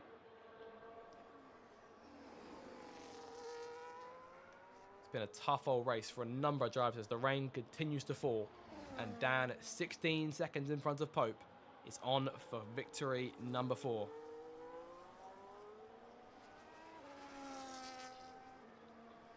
Just So overall, very, very difficult Grand Prix for a number of drivers. But obviously, still plenty of opportunity this season to score. I'll be looking ahead to such races as Canada coming up next week. Spain is also upcoming. Sorry, no, I've got them mixed around. So Spain is next week, apologies, and Canada is the week after. And then, of course, Austria. And the next 100% race will be the end of August. That will be taking place at Spa-Francorchamps. So Belgium get a 44-lap Belgian Grand Prix. Of course, the only change to the RDL calendar compared to the actual 2025 calendar being that Silverstone is hosting the final race of the season, the reverse grid finale on a reverse circuit. So Silverstone's reverse layout will host the British Grand Prix and potentially host the championship decider should Haas get their skates back on.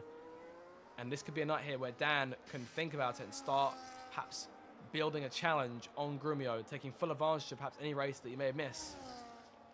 Pope, 9 seconds now to his name.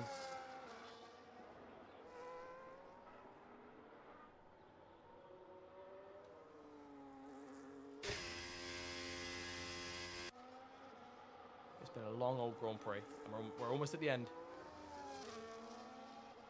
And everyone, I think, more or less winding things down, except for JB, who's still hunting down Curtis for 8th place. Curtis has kept himself... I don't actually seen Curtis be passed on track today. At least for the majority of the Grand Prix here.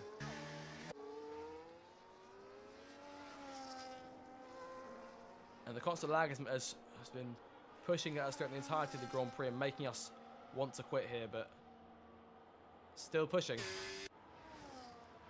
As is Dan, still going.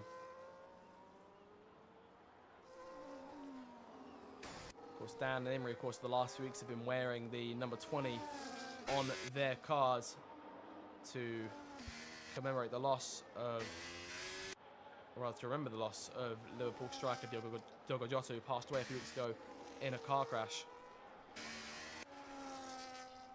I'm sure Dan would like to take this win for Diogo. And he's 7 laps away from doing it. On to lap 72 then. This race just drawing to its end bit by bit. Pope 15.5 back, so still looking here to try and gain any sort of time he can. If for whatever reason Dan was to crash later on, Pope is in position to capitalise. That's all we can do right now.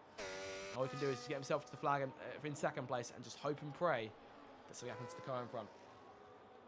80 on for a fantastic podium is Curtis and JB still going at it here. JB right on Curtis' tail. I think both cars get blue flags. 80 as they arrive on the scene. So both McLaren drivers will be looking to have taken a podium this season. There'll be big points for Pope and for AT to close that gap in the standings. Yellow flag, and that is, I think it's Connie Gomez stopped here. Connie Gomez is letting cars go in a tunnel. Gets away nice and easy there. P11 from him, unfortunately, but still going and still looking. Potentially, if something goes wrong for a car in front, he could score some points.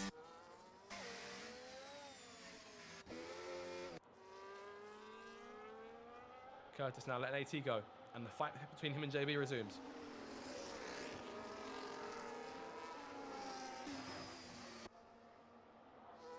Pope closing their gap is stagnated now, and Dan is coming out of turn 19. 6 more laps.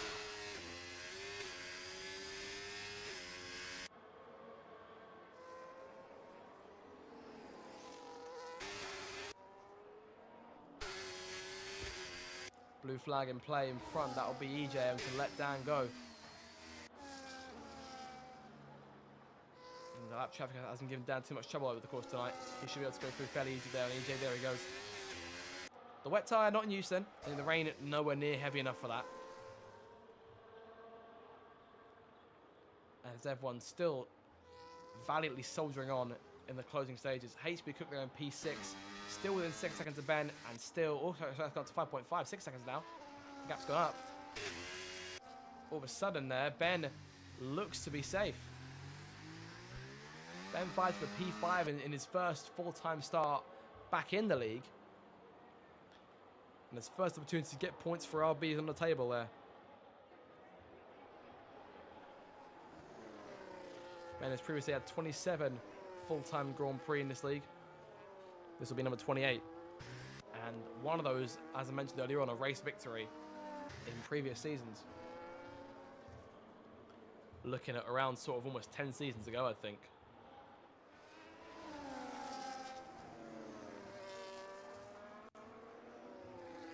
Down to lap 74 now, into the final 5 laps. And now waiting to get around HP Cook. He's lapped the majority of the field here.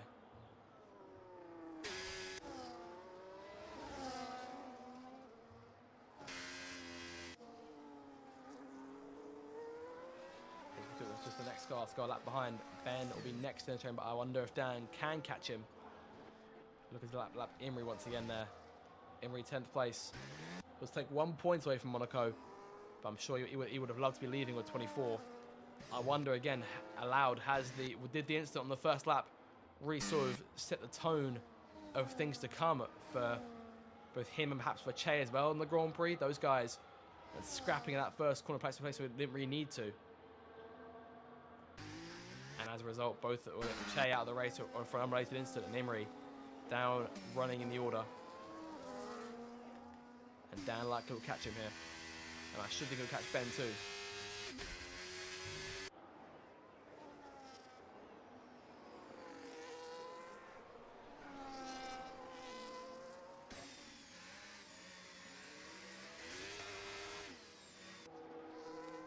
So 4 laps to go. And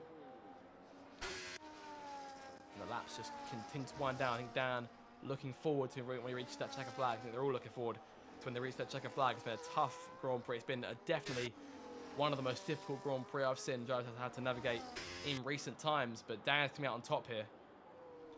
As I said at the start of the stream, it's an open contest, really. Anyone could be there to try and challenge Grumio. And Dan has stepped up to the plate and truly delivered here.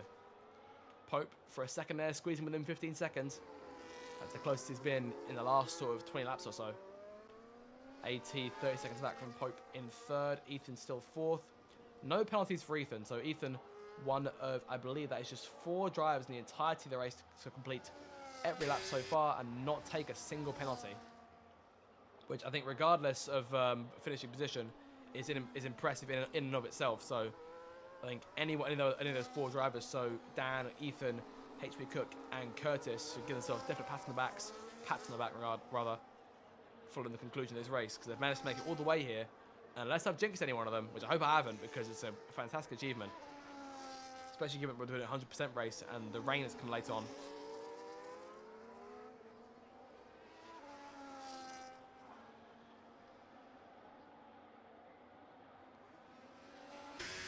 So 3 laps to go. Imrie the penalty there, 12 seconds to his name. At this point, just bringing the car back. I'm going to take the inside wall there, but that end plate's already gone off that car. He's just 3 laps in the finish now.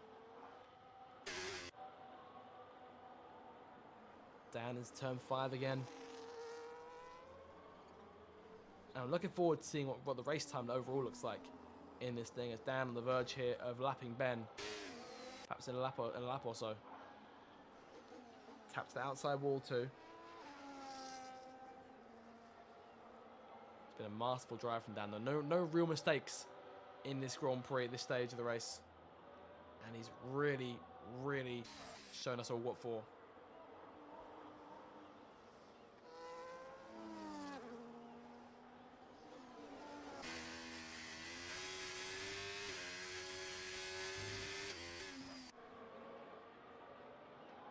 So with 2 laps left and we come to the line, and the race nearing its conclusion.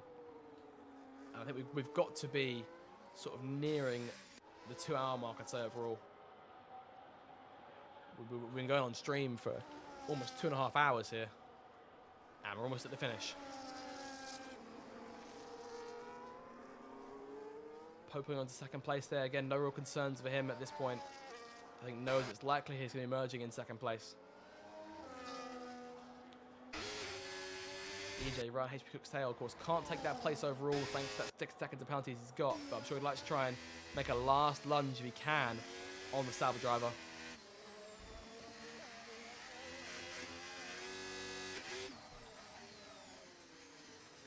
course, EJ a lap down, terms of the cars who aren't laps down, I would look here.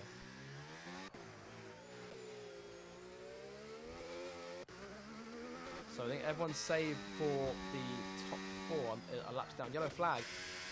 And that leaves Imri. Imri's gone off there. He's had some kind of off here. I wonder if the tyres are giving in on his car there. I'm not entirely sure what's going on. But he's sliding around trying to keep control of that vehicle. Has he got a puncture? I'm not entirely sure what's going on.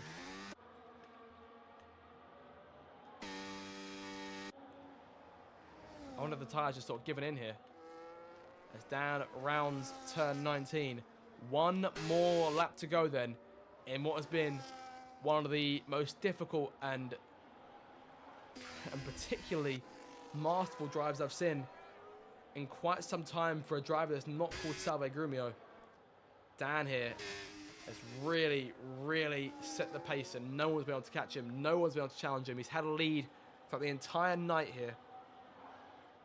He's going to be rewarded with his first win of the season and 5th of his career in the Racers Driving League. A long old race.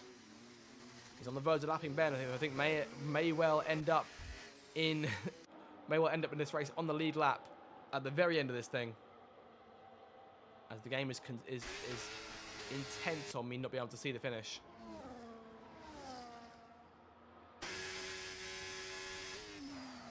I imagine the rain is not helping the lag, but Dan then a few corners away from victory. Started in 3rd place in this one. Took full advantage of the 2 leaders colliding at the start.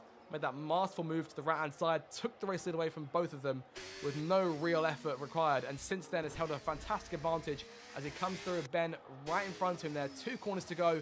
He will put Ben a lap behind and you see the checker flag as he rounds turn 19 for the final time. And Daniel Aaron is going to come through and claim his first victory in the Racers Driving League around the streets of Monaco. Dan wins. Checker flag is up. Pope is home for 2nd place, a good 14.5 seconds back at the checker flag. Ben across the line, P5 there. Fantastic Grand Prix for him and welcome back to the league as a full-time driver. 2nd place for Pope on the road. AT will be home in 3rd. Imri with another penalty there late on. Imri will reach the flag and the pole sitter has had a torrid night here. And reaching the flag. 2 laps down in the end. Disappointing evening for him. AT though coming through to take his first podium of the season here for McLaren and put himself on the step as Landau has been, his teammate Landau has been in the past. 3rd place for AT at the line. Ethan there, fantastic job for him. He's one of the last few finishers here. JB and Curtis dueling to the line. Curtis beats JB. Long old scrap between those 2. And Ethan is the last car to see the flag. You can hear the boats in the harbour as Ethan rounds the last corner. P4 then for him and Aston Martin in the end. But there is your winner then. Dan takes it on top in Monaco. What a race driven. A truly, truly fantastic drive. It can't be denied that that was one of the great runs I think around this circuit in recent years. Dan wins it then from Pope once again on the podium in Monaco. You can't keep him off that podium in Monaco. And AT 3rd, all British podium then. Victory for Dan. And 62 points then. Now the gap in the World Championship from Dan to Grumio. The gap closed a fair bit today. The question from now is, can Dan try and continue to close that advantage? Only time will tell as the chapters continue to roll on this enthralling RDL season so far. But a 3rd winner this season, and his name is Daniel Aaron.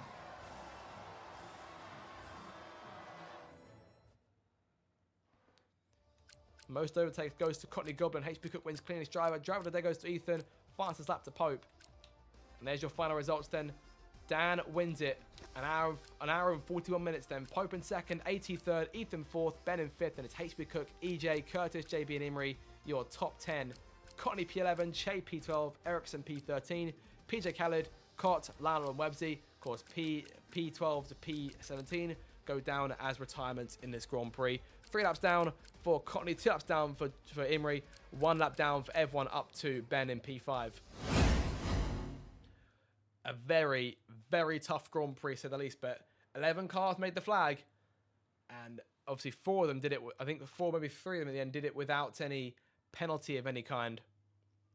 So fair play to all of them there.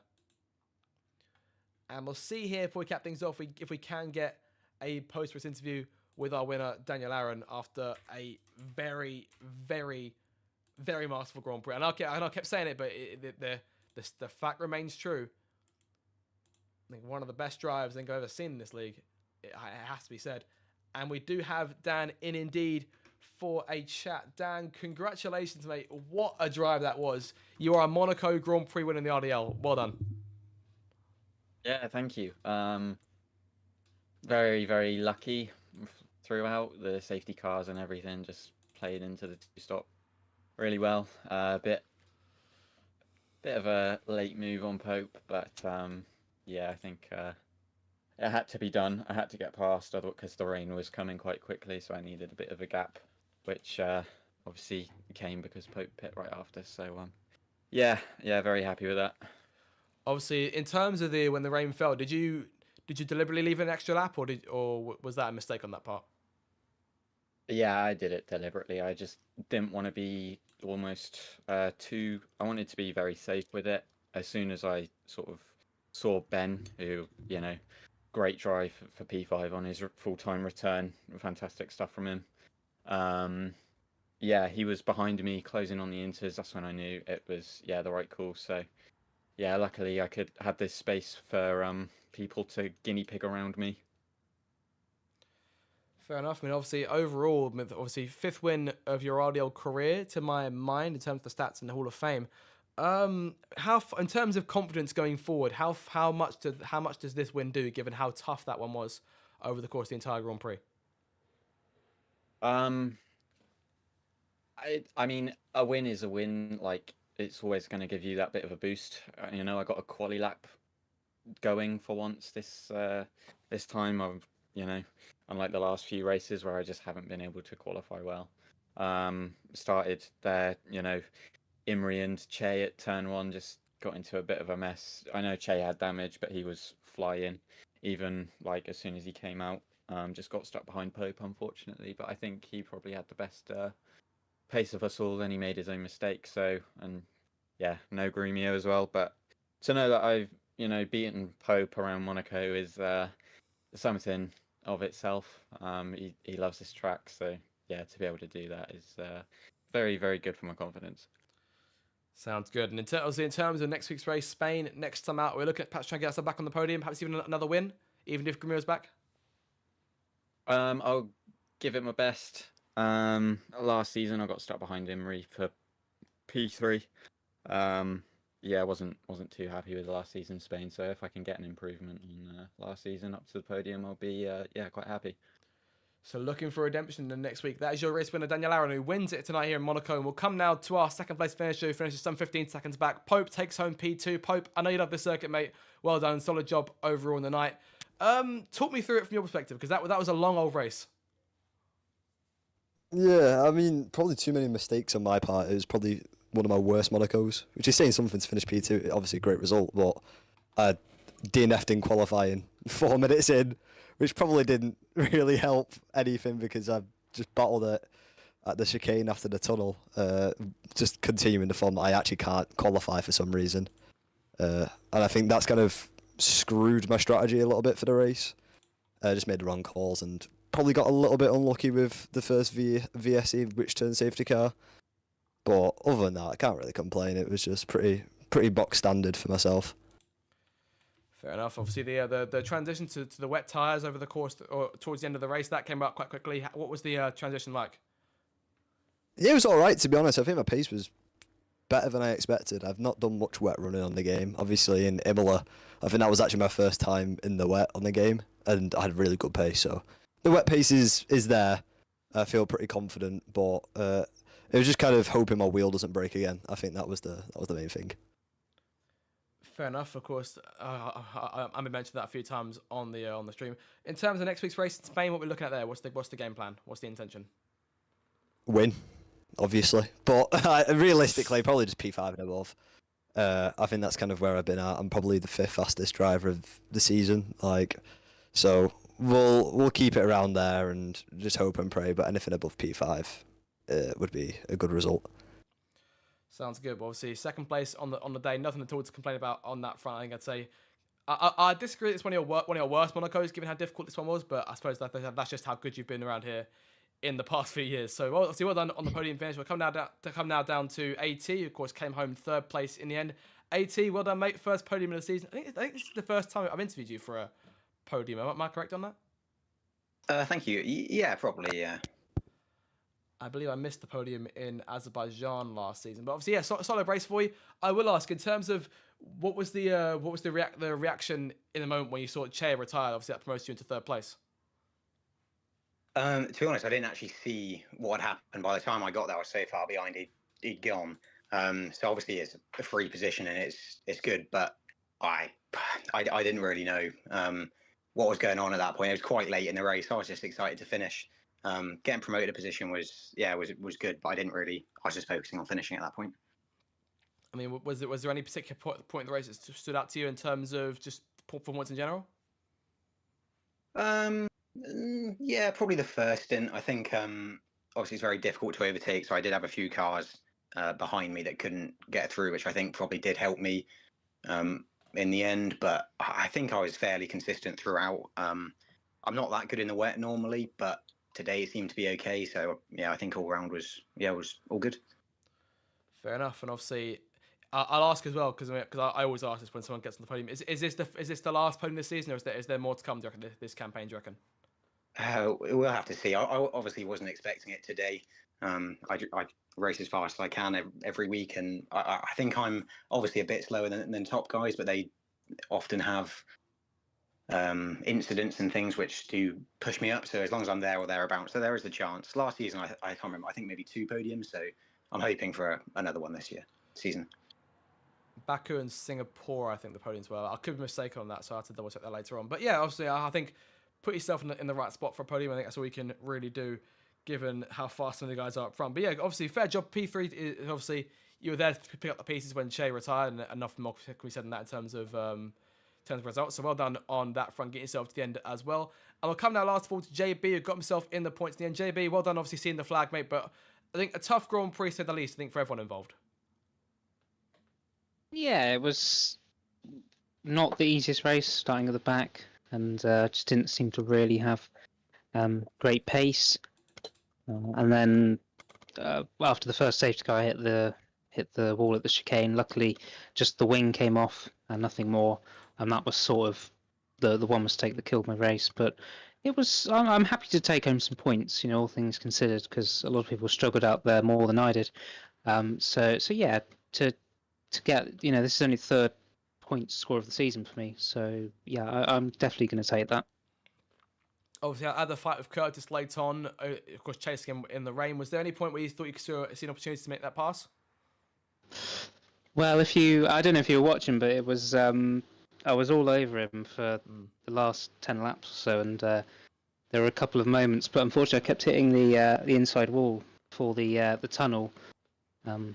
Can't remember what the corner's called, but yeah, kept hitting the wall, and then it was just made trying to get past impossible. I had a little look on the final lap into Raskas, but just nothing going on. So I had 9 seconds of penalties though, and Curtis didn't have any, so wasn't gonna actually get the place. But it would have been nice to get him. But yeah, just if I'd binned it or something like that, then I wouldn't have got any points because Cottony would have taken the last points place. So yeah, all in all, a good result for me, I'd say.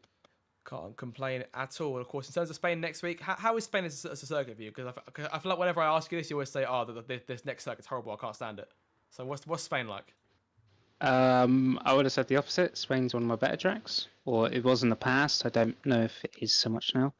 I don't know if they've patched that glitchy bump thing. We'll have to see. Some cars might go pinging off in random directions. Hope. But yeah, hope.